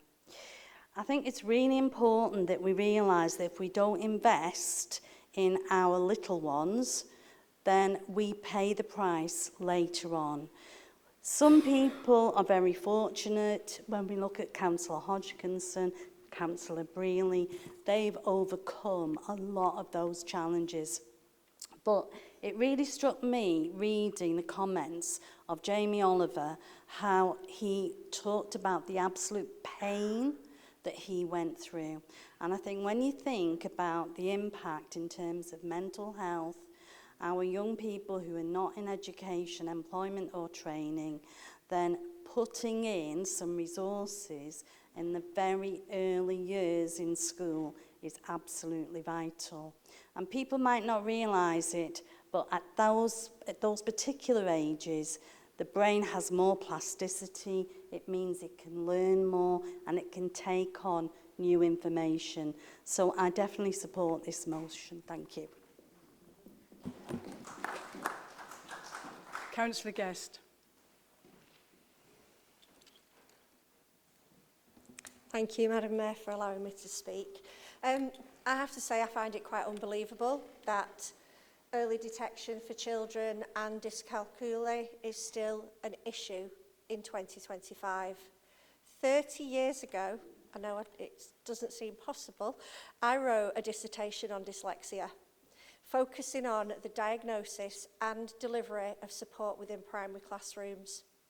I found that back in 1995, many teachers believed that this was a middle-class issue for parents who didn't want to accept that their child wasn't learning at the levels they thought they should be. I'm going to mention my sister again. She is a Principal Specialist Inspector in Major Hazard Risk Assessment for HSE. Or in other words, my understanding is she deals with companies who have highly flammable materials. She stops them going boom and killing people. It's an easier way to remember than the title. There's no denying she's got a responsible job, and she is a highly intelligent person. Back in 1976, she was told she'd never amount to anything. She was also put in what was called back then the remedial classes. In 1983, she failed her English O-level, twice again the following year, and finally passed it in 1985. She went on to university, not being content with a degree in chemical engineering, went on to gain a total of 2 degrees and 2 masters. It was at the start of her 3rd degree that she was finally diagnosed at the age of 36. A light had finally been turned on as to why education had been such a struggle. Fortunately, my sister is stubborn and has fierce determination. That's why she was able to succeed. How many others don't have that resilience and will believe what you said about their intelligence? Only last year, I was working with a member of staff going through some material to do with training in the workplace. Within minutes, I asked her if she was dyslexic. She didn't know. I asked if she'd have a conversation with her mum. She then went on to get screened through the doctors, found out she was dyslexic. Too late for GCSEs. No child should be left to feel that they are inadequate and not clever. I know of so many more examples, as I'm sure you do, of friends and colleagues that have been failed by an education system not equipped in early identification. This has to be a priority for this council and our education establishment. And I'd like to thank Councillor Anderson for bringing this to Anderton. Sorry, I was looking at you then, for bringing this. Thank you. Councillor Brearley. Yeah, what a great motion, supporting disabled people. Like I said, I was born with it. It's a horrendous condition. I didn't think I'd ever be a counsellor because I couldn't send an email, I couldn't read, I couldn't write. My grammar's still bad, very bad. But after being forced to take a Dyslexic Foundation assessment, they made a plan for me. But unfortunately, some of these officers in here didn't follow it. They abused me. Councillor Brearley, I need to stop you right there. This is not relevant to the motion that's under discussion. Yes, it is. It's the conduct, dyslexic people receive, and it is relevant. Councillor Brearley, you can't continue on this tack. It's not relevant to the motion. I'm sorry, Madam Mayor, it is. I'm sorry, Councillor Brearley. You're not an expert. You don't know what we go through. No, I'm sorry, but Councillor Brearley, the motion is looking to support the Jamie I've not Oliver named anybody project, yet, Madam Mayor. and I've not named, and I won't name them. I won't name them. They know who they are, but the police know who they are. Councillor Brearley, you need to stop speaking right now. You need to speak on the motion. You need to stop interrupting me, Madam Mayor. Right the now. rules say you can't do that. That's the rules, that. And since I've got this machine here, it gets read back to me, called Talkback. Fantastic machine. You should get one of these. Fantastic machine. Councillor Brearley, I've asked you to stop speaking now. I need you to I've sit down and Madam switch Mayor, your microphone off. I've asked you to I need you to apologise sit down to me and stop. switch your microphone off. And I'm asking you to please stop interrupting. This is your first warning. Because officers are telling you to do it. You've no right to interrupt me. I've got the floor. I'm not going off to gender. Councillor Brearley, you've been told that what you're saying is not relevant to the motion. The motion... People like Bob go through exactly what you're doing to him now in their lives. Speaking out of turn, Councillor Hodgkinson. Councillor Hodgkinson. Councillor Hodgkinson, I've not invited you to speak. I have not invited you to speak. Councillor Brearley, you need to sit down. This is because you're not speaking to the motion. The motion is about supporting the Jamie Oliver project and also about screening children in school within our education system. It's not about your personal experience. You need to show some respect. This is part and parcel of the possibility why people are out of control with dyslexia. I'm sick of it. Councillor Brearley, you do need to speak now because this is a second warning. Please sit down and switch off your microphone or speak to the motion, please. Discrimination against a dyslexic person. That's what you're doing, Madam Mother. Don't listen to them lot, I'm telling you.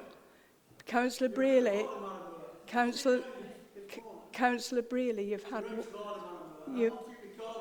Councillor Brearley, you've had a warning. Please sit down. Madam, the leader's got his line. Leader. No, Madam Mayor, I'll let Councillor Gerrard go before me. I think he indicated. Thank you. Councillor Gerrard. Well, with Councillor Paul Prescott. Apologies. This is something that, you know, you have to experience for yourself in the first instance to really have an understanding of the impact it can have on a person's life or a family member, a loved one, whatever. Not many people know this, but my wife Janessa is dyslexic, profoundly dyslexic. She has been all her life. My daughter, I won't say her name in public, but she wouldn't thank me for that. My daughter, when she left secondary education, left with no qualifications at all. Good school she went to, very good school. The problem with the school is, like many other schools, they didn't have the experience, the knowledge to identify what the problem was with her education at that time. She had the great good fortune to go to John Rigby College. It was a fine educational institution. They have the right ethos. They had a specialist who worked on staff at that time, who when my daughter went there, was able to identify the issue. And the most significant thing was that the staff who worked there, a lot of them were trained in this issue and how to help people in their education to further their education. When after several years of attending there, she left there with maths, English, all the GCSEs she needed. She also left with A-levels because she wasn't stupid, she just had a problem. My daughter now is a specialist nurse working in Wigan Infirmary. She deals with respiratory issues. She is a specialist. She goes all over the country, attending seminars and giving speeches on it alongside very highly qualified doctors. I think the problem with the issue is that when young people go into mainstream education rather than into specialist schools, which we encourage them to do, at this moment in time, and certainly at that moment in time, there was not the knowledge or understanding of what dyslexia really is and how it can affect people's life, the lack of fulfillment. Not because they're not capable of it, but because the way in which she perceived the learning was different the way that we do. She was lucky. Lots of other people aren't. So I entirely support the motion today. I thank Dane for bringing it forward because it's one of those elephants in the room that nobody likes to talk about. Thank you, Madam Mayor. Councillor Jeanette Prescott. Is that on now? Yeah. I do understand where Bob's coming from in a way because, like I say, I'm dyslexic. And I'm hoping things have improved from when we were children because when you were like Bob and myself at school, you tend to act up because basically you couldn't do what other kids could do, and you're made to feel different, and you react sometimes that you shouldn't really react the way you are reacting, because it's a mechanism that you put in place to help you, basically, to defend you. You act the class clown and get yourself in trouble. The issue what I feel we've got, and it's not being addressed, there's always a cost to this testing, which schools are already finding it hard with finances and what have you. But the issue what I absolutely hate, and I think you'll understand this, Bob, is that schools, they achieve on their output of who passes things in school, how many passes, how many grades they get. They don't really want to show the other side that kids are not doing good. So therefore, those children like Bob and myself, years ago, we were left and pushed out basically to try and survive in the world.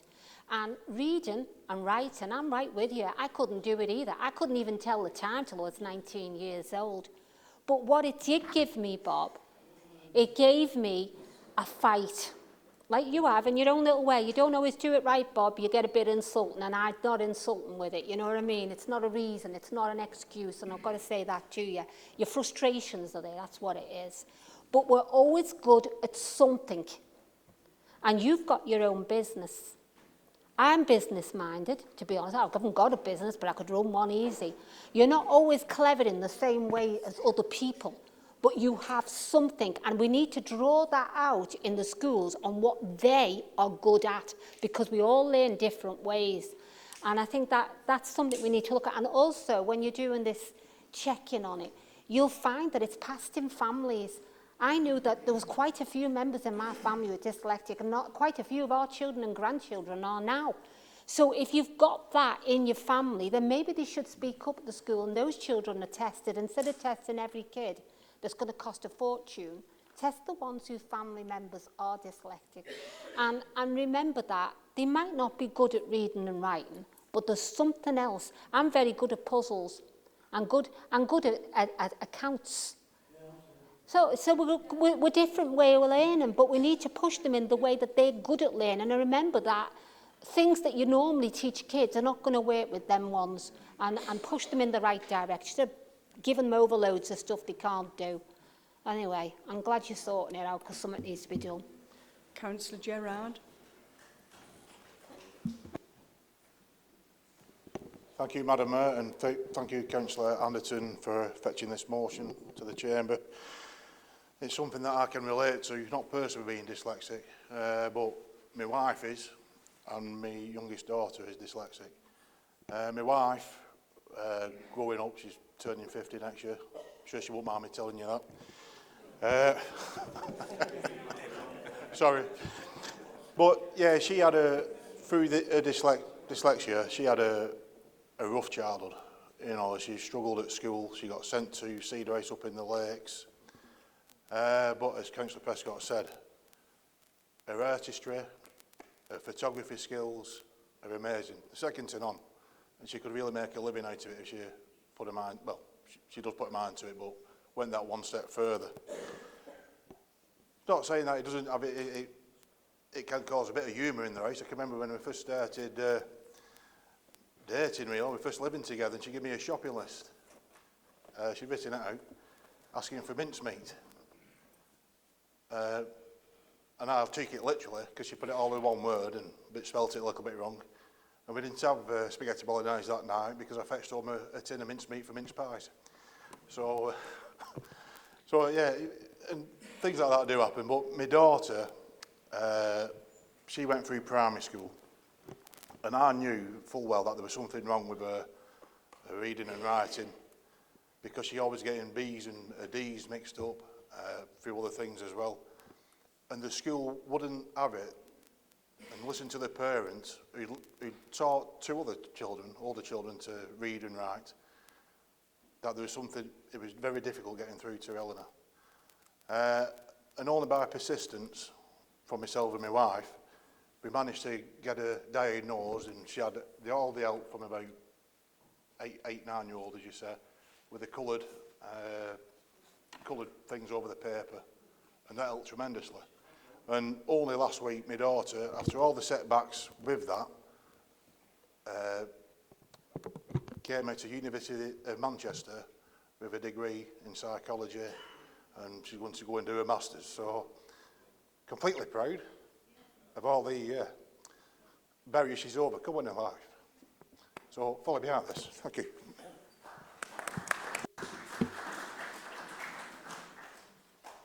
Councillor Eastoe, as you've reserved your right to speak.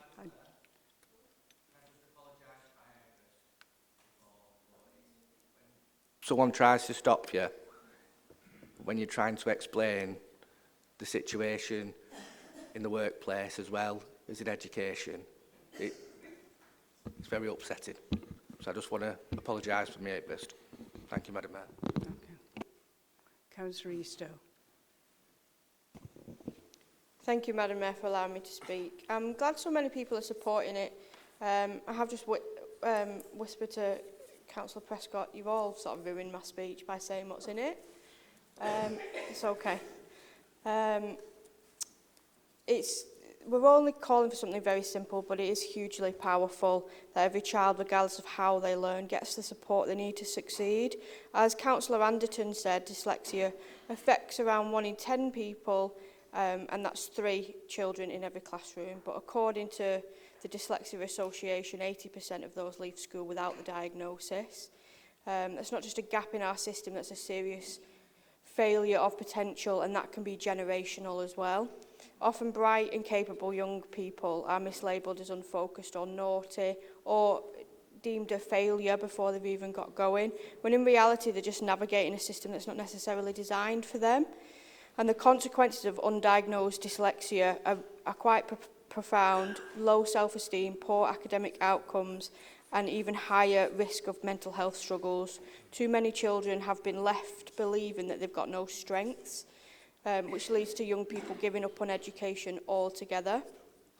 There is a wider issue of how we support additional needs throughout our schools. Teachers are under immense pressure, class sizes are growing, and SEND services are overwhelmed, much broader than this motion. Identifying and supporting dyslexic pupils shouldn't be a luxury. It should be a standard early and universal. Because when we do identify and support dyslexic children early, they can thrive, and Jamie Oliver is a perfect example of that. He was diagnosed with dyslexia and he struggled with traditional learning, but he discovered cooking, which is hands-on, creative, practical. He found not just success, but his purpose in life. And his journey is proof that if we focus on people's strengths, young people's strengths, they can thrive. It's about supporting every child in their place, whether it's academic, the arts, technical, vocational, in areas such as catering, construction, design, digital, or even becoming a counsellor. The key to unlocking confidence and direction and future careers, but they can only access those opportunities with the right support and early diagnosis, supported properly and guided towards the right paths. So today, we're not asking for a lot. We're asking to publicly support Jamie Oliver's group campaign for inclusive education system.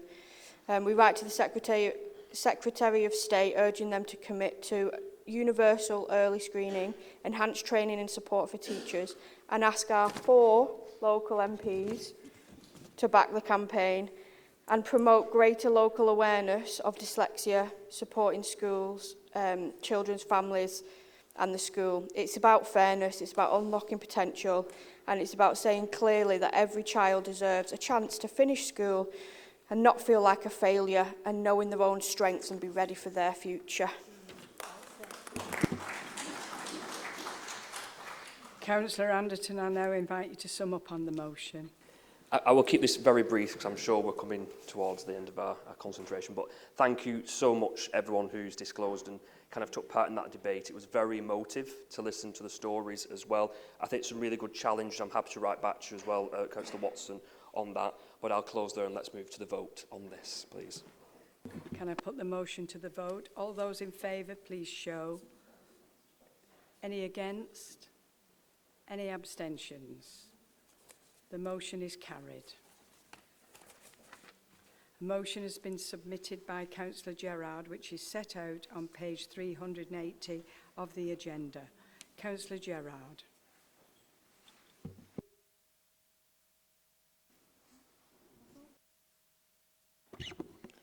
Thank you, Madam Mayor. It's not a motion to turn the air conditioning on, unfortunately. Sweltering. But this is a motion, basically just to update the ASB policy, Antisocial Behaviour Policy, which should be updated every year. It was last revised in July 2020. So it's basically 5 years out of date at this moment in time. So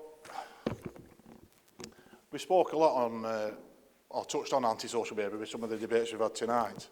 But this motion is about ensuring we have a fair and effective and balanced approach to addressing ASB, with a particular emphasis on protecting the rights of tenants, while also holding those who constantly cause disruption accountable for their actions, and that those actions are dealt with vigorously.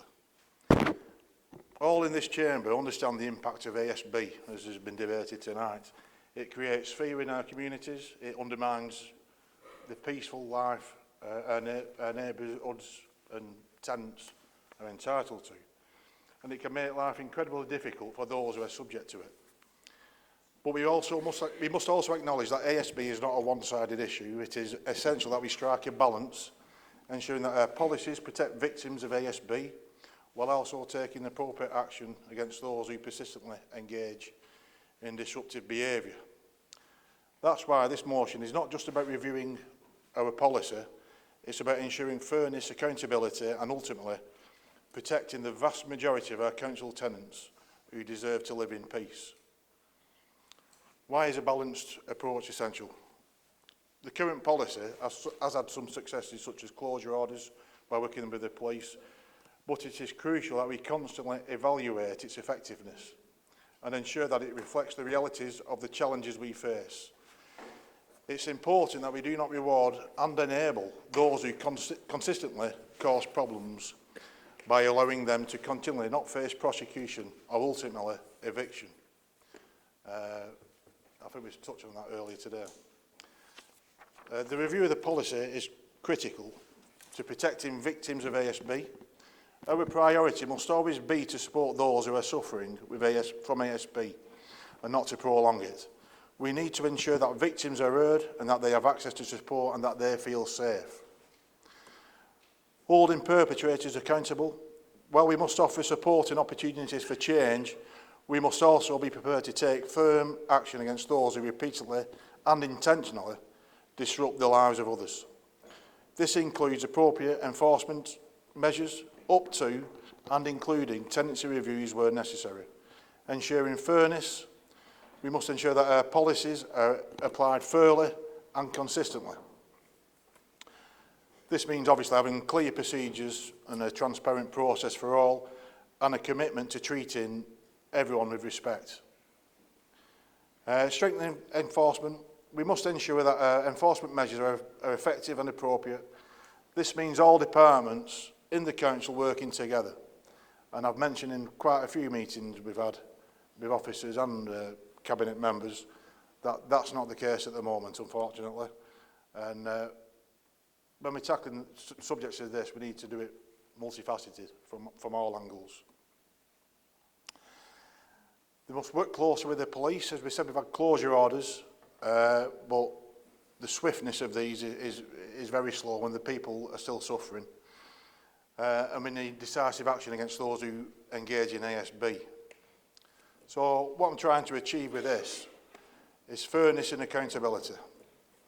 A comprehensive review, task our officers with strong focus on the housing department to conduct a comprehensive review of our ASB policy, specifically focusing on its application within council properties. This meaning, as I touched on before, that other councillors have, that we need a proper vetting process, that we put in the right people in the right areas where ASB can be nullified before they get given these houses. It's okay placing people in houses and get the figures down, but it's got to be right. We can't enforce other people's bad behaviour in sheltered old age pensioners complexes, basically. So that's, I'm going to let it open for the debate. I've got a bit more to speak on later. But the crux of it is really, we need a proper review and ensure that it's working for our tenants and our neighbours. Thank you. Is the motion seconded? Happy to second, Madam Mayor. Councillor Watson, do you want to speak on the motion or reserve your right? I'll briefly speak now because I know it's getting on in the day. Now, this policy came into play July 2020 and it should have been reviewed in July 2021. Now, and I'm sure like most members in the chamber here tonight, they're frustrated with ASB and trying to get rid of difficult tenants who are bringing down their neighbourhoods. Now, certain areas in our ward, Atherton North, we've effectively created forced ghettos where it's almost impossible to get rid of council tenants. And I think the crux of the problem is the bureaucracy and overlapping policies of local government.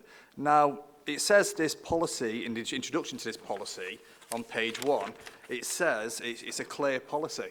But then it also states that it's got to be compatible with Wigan Council's existing obligations, Antisocial Behaviour Act 2003, Antisocial Behaviour Crime and Policing Act 2014, Children's Act 1989, Children's Act 2006, Crime and Disorder Act 1998, Environmental Protection Act, Housing Act, Human Rights Act, Local Government Act. It goes on and on and on and on. And this makes it almost impossible to evict unruly tenants. And let's not forget, council properties have been reduced, and we mentioned 30 years ago when Councillor Prescott was housed in 1985. In 1985, we had 34,000 properties in the borough. Today, we've got 21,000, or probably less. This is from last year, this Free Information Act. So, for me, we've got to stop rewarding bad behaviour through legislation that twists and turns. But what I will say is it was very, very reassuring. We had a meeting last week with Councillor Anderson in terms of possession orders of properties. And we are gradually going in the right direction and turning the tide.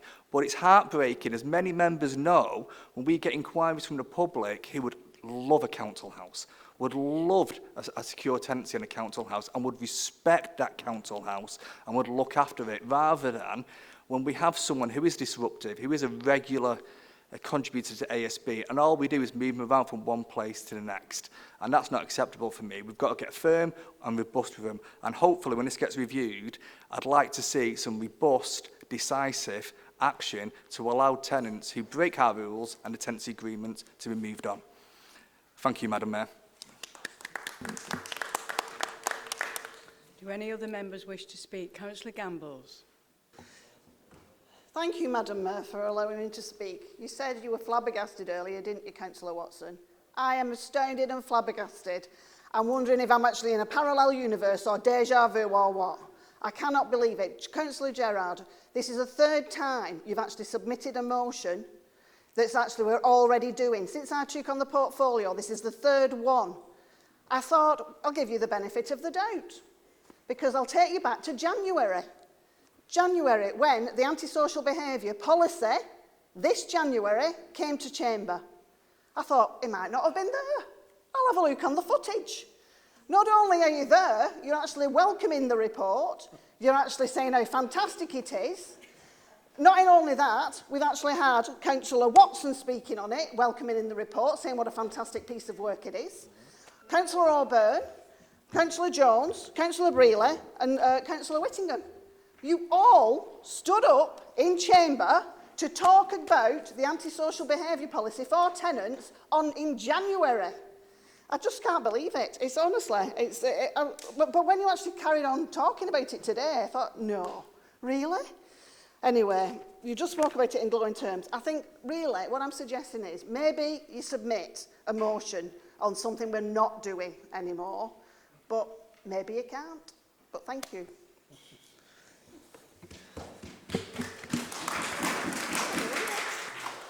Councillor Anderton.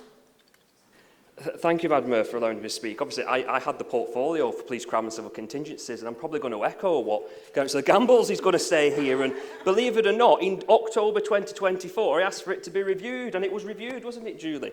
And then guess what else I asked for to be reviewed? The enforcement policy, which covers all of environmental services, that's due for republication as well. So what we've done here, again, you're kind of showing you're a little bit out of touch, maybe. You sit on these committees, you sit on these. We all get antisocial behaviour inquiries.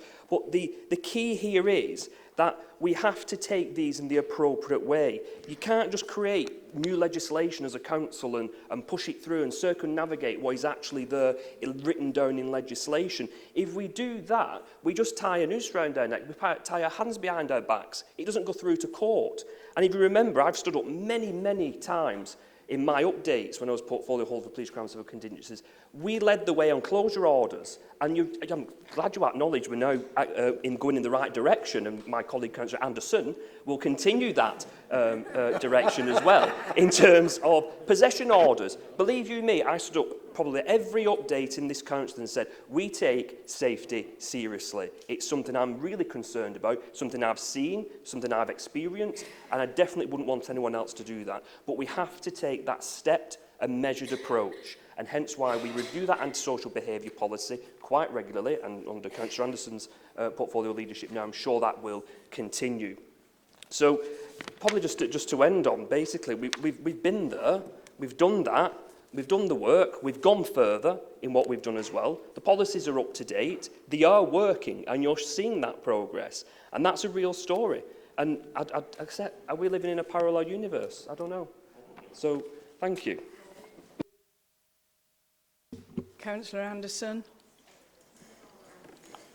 Okay, thank you, Madam Mayor. This motion suggests that council tenants should be held to the same standards as all residents. However, in practice, council tenants are already subject to a more enforceable and structured regime than private residents. The council has greater legal authority and procedural control of its own tenants than it does other individuals in the private rented or owner-occupied sectors. And Councillor Gambles and Councillor Anderson have already made it clear that this policy has been reviewed quite recently. In terms of enforcement action, between April 23 and March 24, and April 24 and March 25, there's been a clear increase in formal enforcement actions, targeting adult offenders and tenancy breaches, with an overall increase of approximately 98%. 92 cases in 23-24, and now 182 cases in 24-25, including 30 closure orders. These increases reflect a more assertive and structured use of enforcement tools, particularly those available to the council in its capacity as a landlord.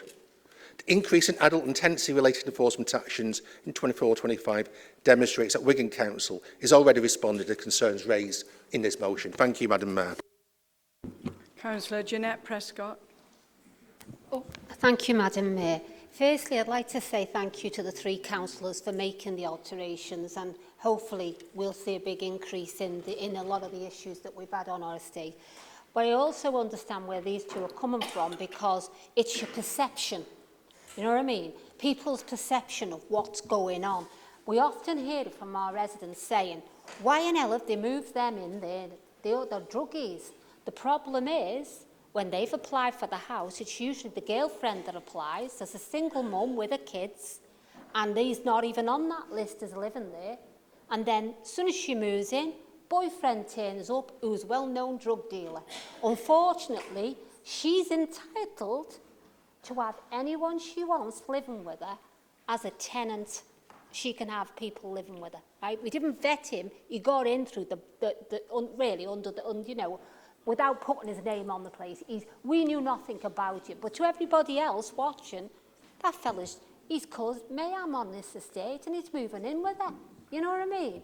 The trouble is, she is now responsible for him moving into the property. Now, your tenants are too scared to say anything because he's the known dealer. The issue is they've got no rights to throw him out because they've got no proof. Just because them tenants are saying, oh, we've got an issue, you've got to prove it in the courts. And this is where the problem's coming from. And I do feel that we have to look at some of these issues. I don't know whether there is a way around it, to be honest with you, because unfortunately this is what's going on. And also, I think you need to be aware that, and maybe I'm stepping over I've come across it once on my wall, well, not more than once, where people have had a property and they're paying the rent, but they're not living there. They've moved someone else in, and they're down as being in that house, but the people they've moved in are really bad ones who are thieving off everyone, drug dealers. But we have had them thrown out, but unfortunately it's happening. So the council might not even be aware of who the problem you've got in your house, because they might not have been the people who got it in the first place. See what I mean? It's always worth finding out, are they the person, or are they someone that's moved in after? Because it's not the council's fault if they brought someone on that the council didn't know about in the first place. You know what I mean? So just think on. All right. Councillor Brearley. I tend to agree with Jeanette with some situations, but I think we should write to the Parliament and ask them to change the actual rules when an antisocial behaviour happens in our council properties. I've seen a few council properties, they've smashed them to pieces. And then, after making some inquiries, we've moved them into a brand new property. I just don't get that. A private landlord wouldn't do that. You know, there must be ways of saying, look, in the contract, A, B, C, if you break that, you're out. You've got 10 days to get out. You know what I mean? It's up to you. You're not stupid. If you break these rules and regulations, then I'm sorry, you must leave the premises. But get it in through the law lords who can make legislation happen. Thank you. And just by the way, I've just remembered, Madam Mayor, I'm moody for this because I have got a memory loss. I believe I've upset a councillor in here by calling out love. Not intentional, it's just the way I talk. It's just Wigan slang, and I apologise if I've offended them. Thank you. Leader. Thank you, Madam Mayor. We've had a fair debate on these issues, and I think the summing up from Councillor Gambles and Councillor Anderton about past meetings where we've actually discussed this. Thank you very much for your motion, but can I say that we now move to the vote on the procedure 10 and no further debate, but go to the vote. Thank you.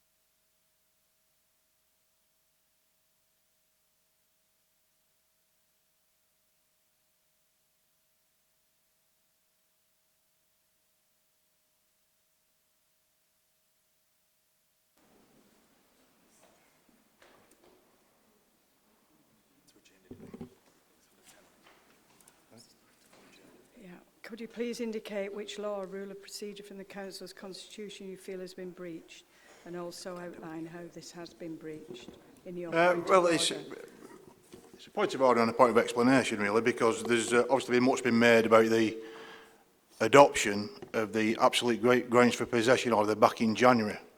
This motion is separate and is just an ASB review for our policy, which is 5 years out of date. So, happy to move on, but it will come back in some other form, because this is 5 years out of date. It should be reviewed every year. Thank you. We're going to put the motion to the vote. All those for, please show. No, sorry. We're voting on the procedural bit now. Oh, sorry. To go straight to the vote. Sorry. We're voting on the Apologies, members, apologies.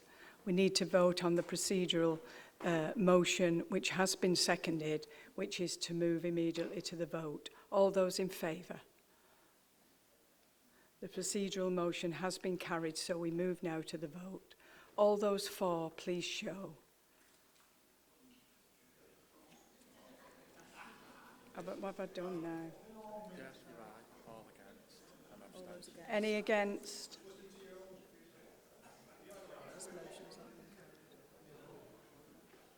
Any abstentions? The motion falls. So what do we do now?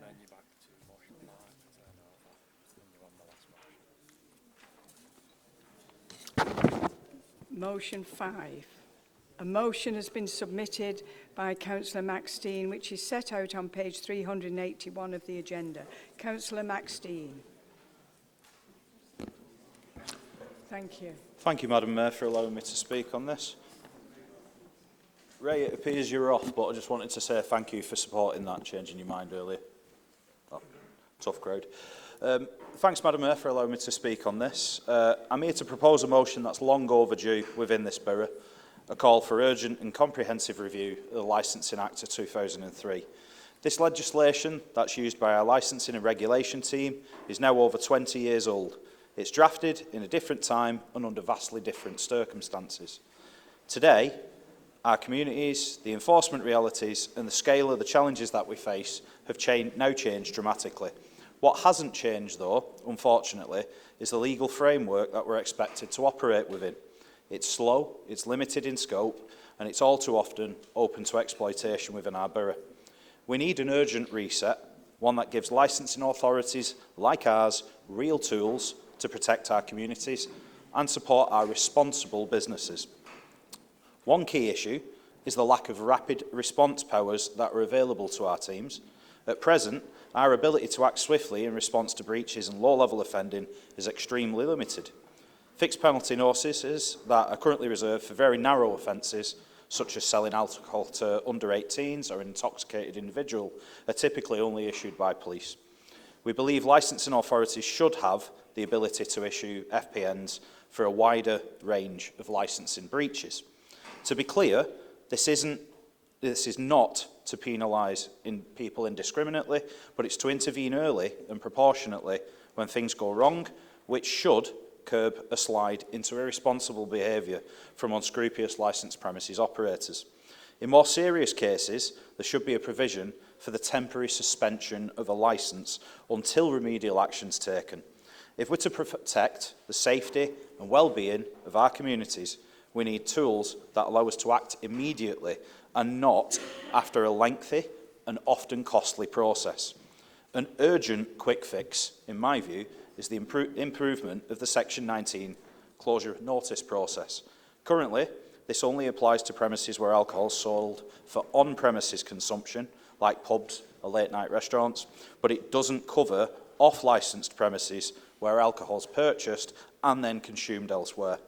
This means we're often powerless to take direct action against off-licensed premises that are selling alcohol irresponsibly, even when they are clearly evidenced to be contributing to local ASB issues.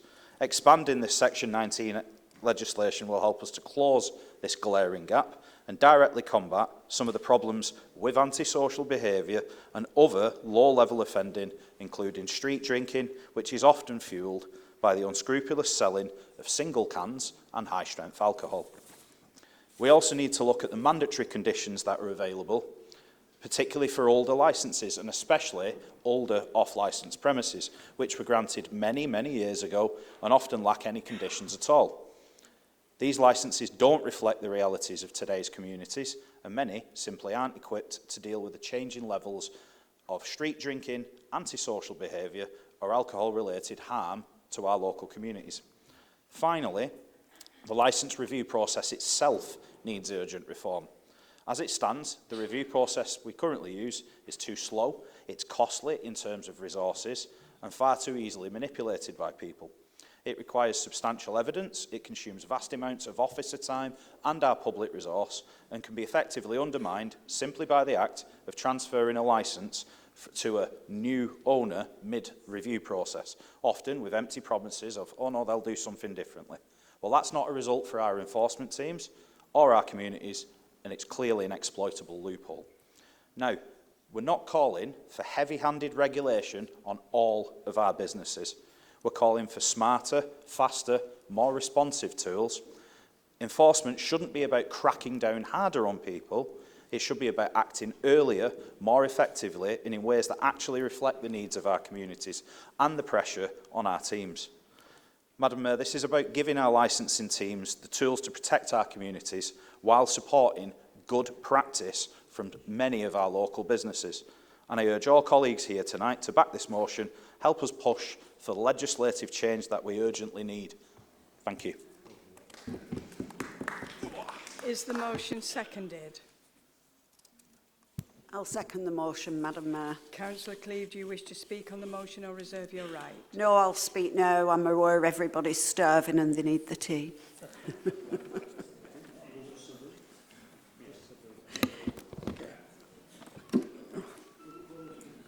Thank you, Madam Mayor, for allowing me to speak on this motion. The Licensing Act of 2003 is antiquated and in desperate need of updating. Every complaint is time-consuming and takes up so much officer time. We need the licensing teams to be given more powers that allow them to deal with complaints swiftly. In an ever-changing high street and a change in people's habits, our licensing officers need more updated legislation to deal with problems immediately as they arise. Whilst the majority of licensed premises and retailers operate within the law and keep good premises, we have a small minority who refuse to cooperate within the law, purely for greed, but also putting the health of our residents at risk, often preying on the young and vulnerable. This is totally unacceptable. This is why I'm happy to second this motion and would urge all councillors to support it. Thank you, Madam Mayor. Do any other members wish to speak?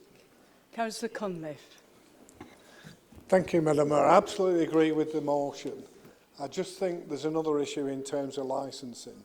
There's a public health responsibility as well, and Councillor Gerard, I think it was talking about the man with the alcohol problems who was housed 50 yards away.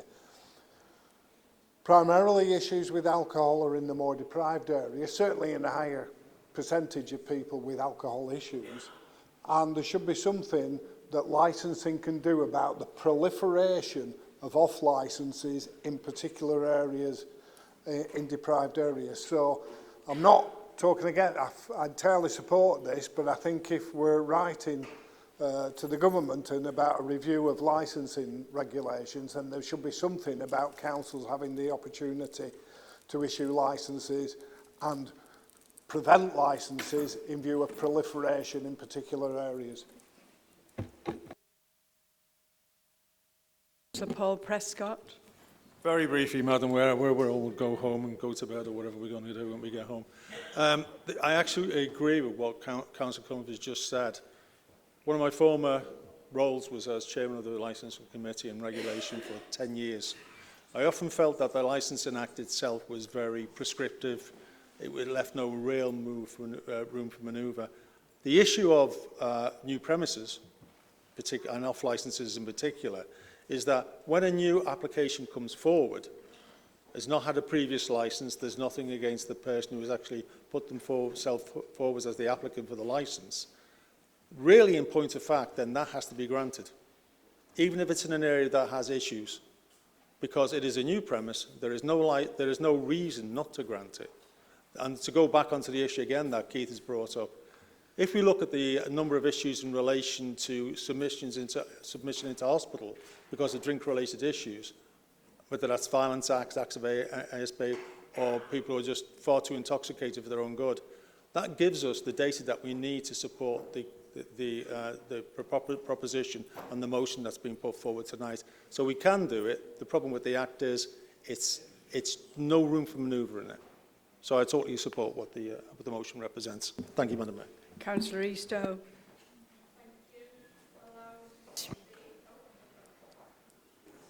Thank you for allowing me to speak. I will be dead brief. I really support this motion as well.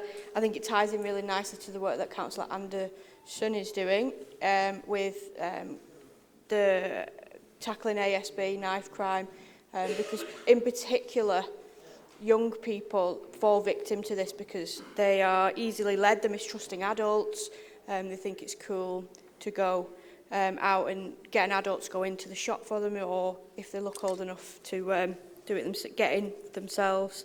So I think it ties in really nicely to a lot of the other agenda items of the evening. So I would like to thank Councillor McSteen for bringing it tonight. Councillor Guest. Thank you, Madam Mayor, for allowing me to speak. I'll also be brief. I'd just like to ask Councillor McSteen if we can get TENS event notices included within this legislation. Within the community cafe that I have, we've done many events where we've got TENS. I've recently received a full premises licence, which comes with an awful amount of responsibility and conditions. With a TENS notice, anybody can apply and is able to serve alcohol, and I do think we need to make sure that the legislation includes all aspects of alcohol sales. Thank you. Councillor Gerard. Thank you, Madam Mayor. I'll only be 5 minutes. Oh, sorry.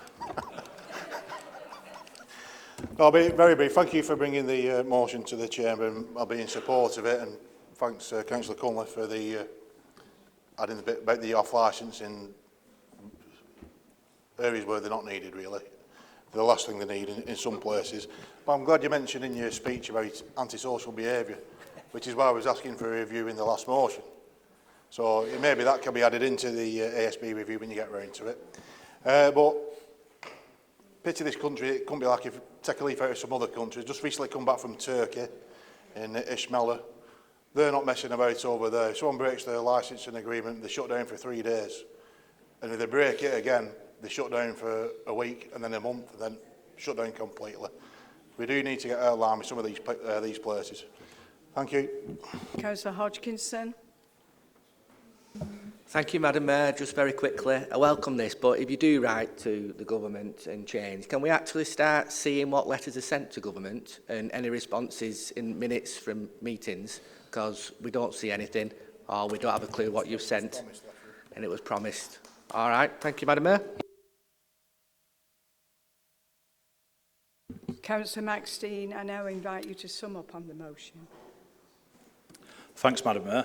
As everybody has said this evening, I'll try to keep this brief. I can't give you a guarantee. Just a couple of points that have been mentioned this evening, especially in relation to where activity is being granted, where licences are being granted, and in particular when it's in areas that are high risk in terms of the people that live in there, if there's any drug or alcohol services that are nearby, any of those things. During some of the conversations I've had with the licensing teams recently, there is actually a newly implemented licensing matrix now that takes into account the proliferation of other premises that are nearby, plus the high-risk areas. I don't know whether it will incorporate, for example, individuals that are high-risk tenants, but certainly if there is a drug and alcohol residential service nearby or a recovery service nearby, and I'm aware that there's a number, you know, I work with a number that are in the Atherton area already, they'll certainly be incorporated into that matrix. So that's one thing that's happening now. Councillor Gerard just mentioned again about an interesting example from Turkey, I will say that, but that's the sort of approach, in that specific example, that's something where there are real, genuine, rapid response powers. That's the sort of thing that we want to see. When people are powerless to combat something like this, we've got a real issue. I know in my original speech to this, it did sound like I had a negative focus on how terrible everything is around here or anything like that. I just want to be really clear on something here. We have got one of the best licensing teams within Greater Manchester. The second, I believe, in terms of their activity and what they do, they are only second to Manchester City Council.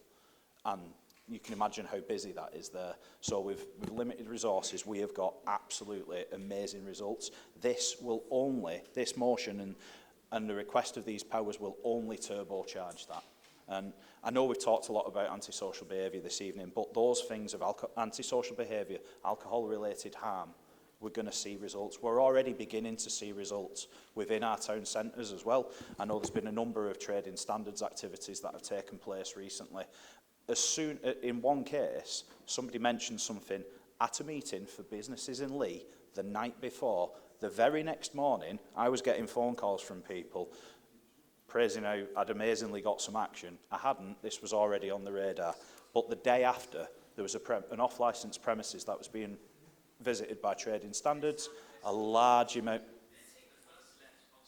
He's on his way home already.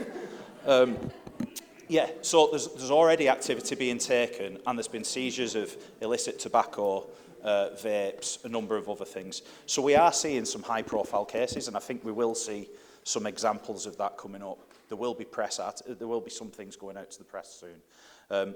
Thanks everybody for staying for this absolutely marathon council session. I really appreciate you staying, and looking forward to the vote. Thanks very much. Can I put the motion to the vote? All those in favour, please show. Anyone against? Any abstentions? That concludes the business for this evening, members.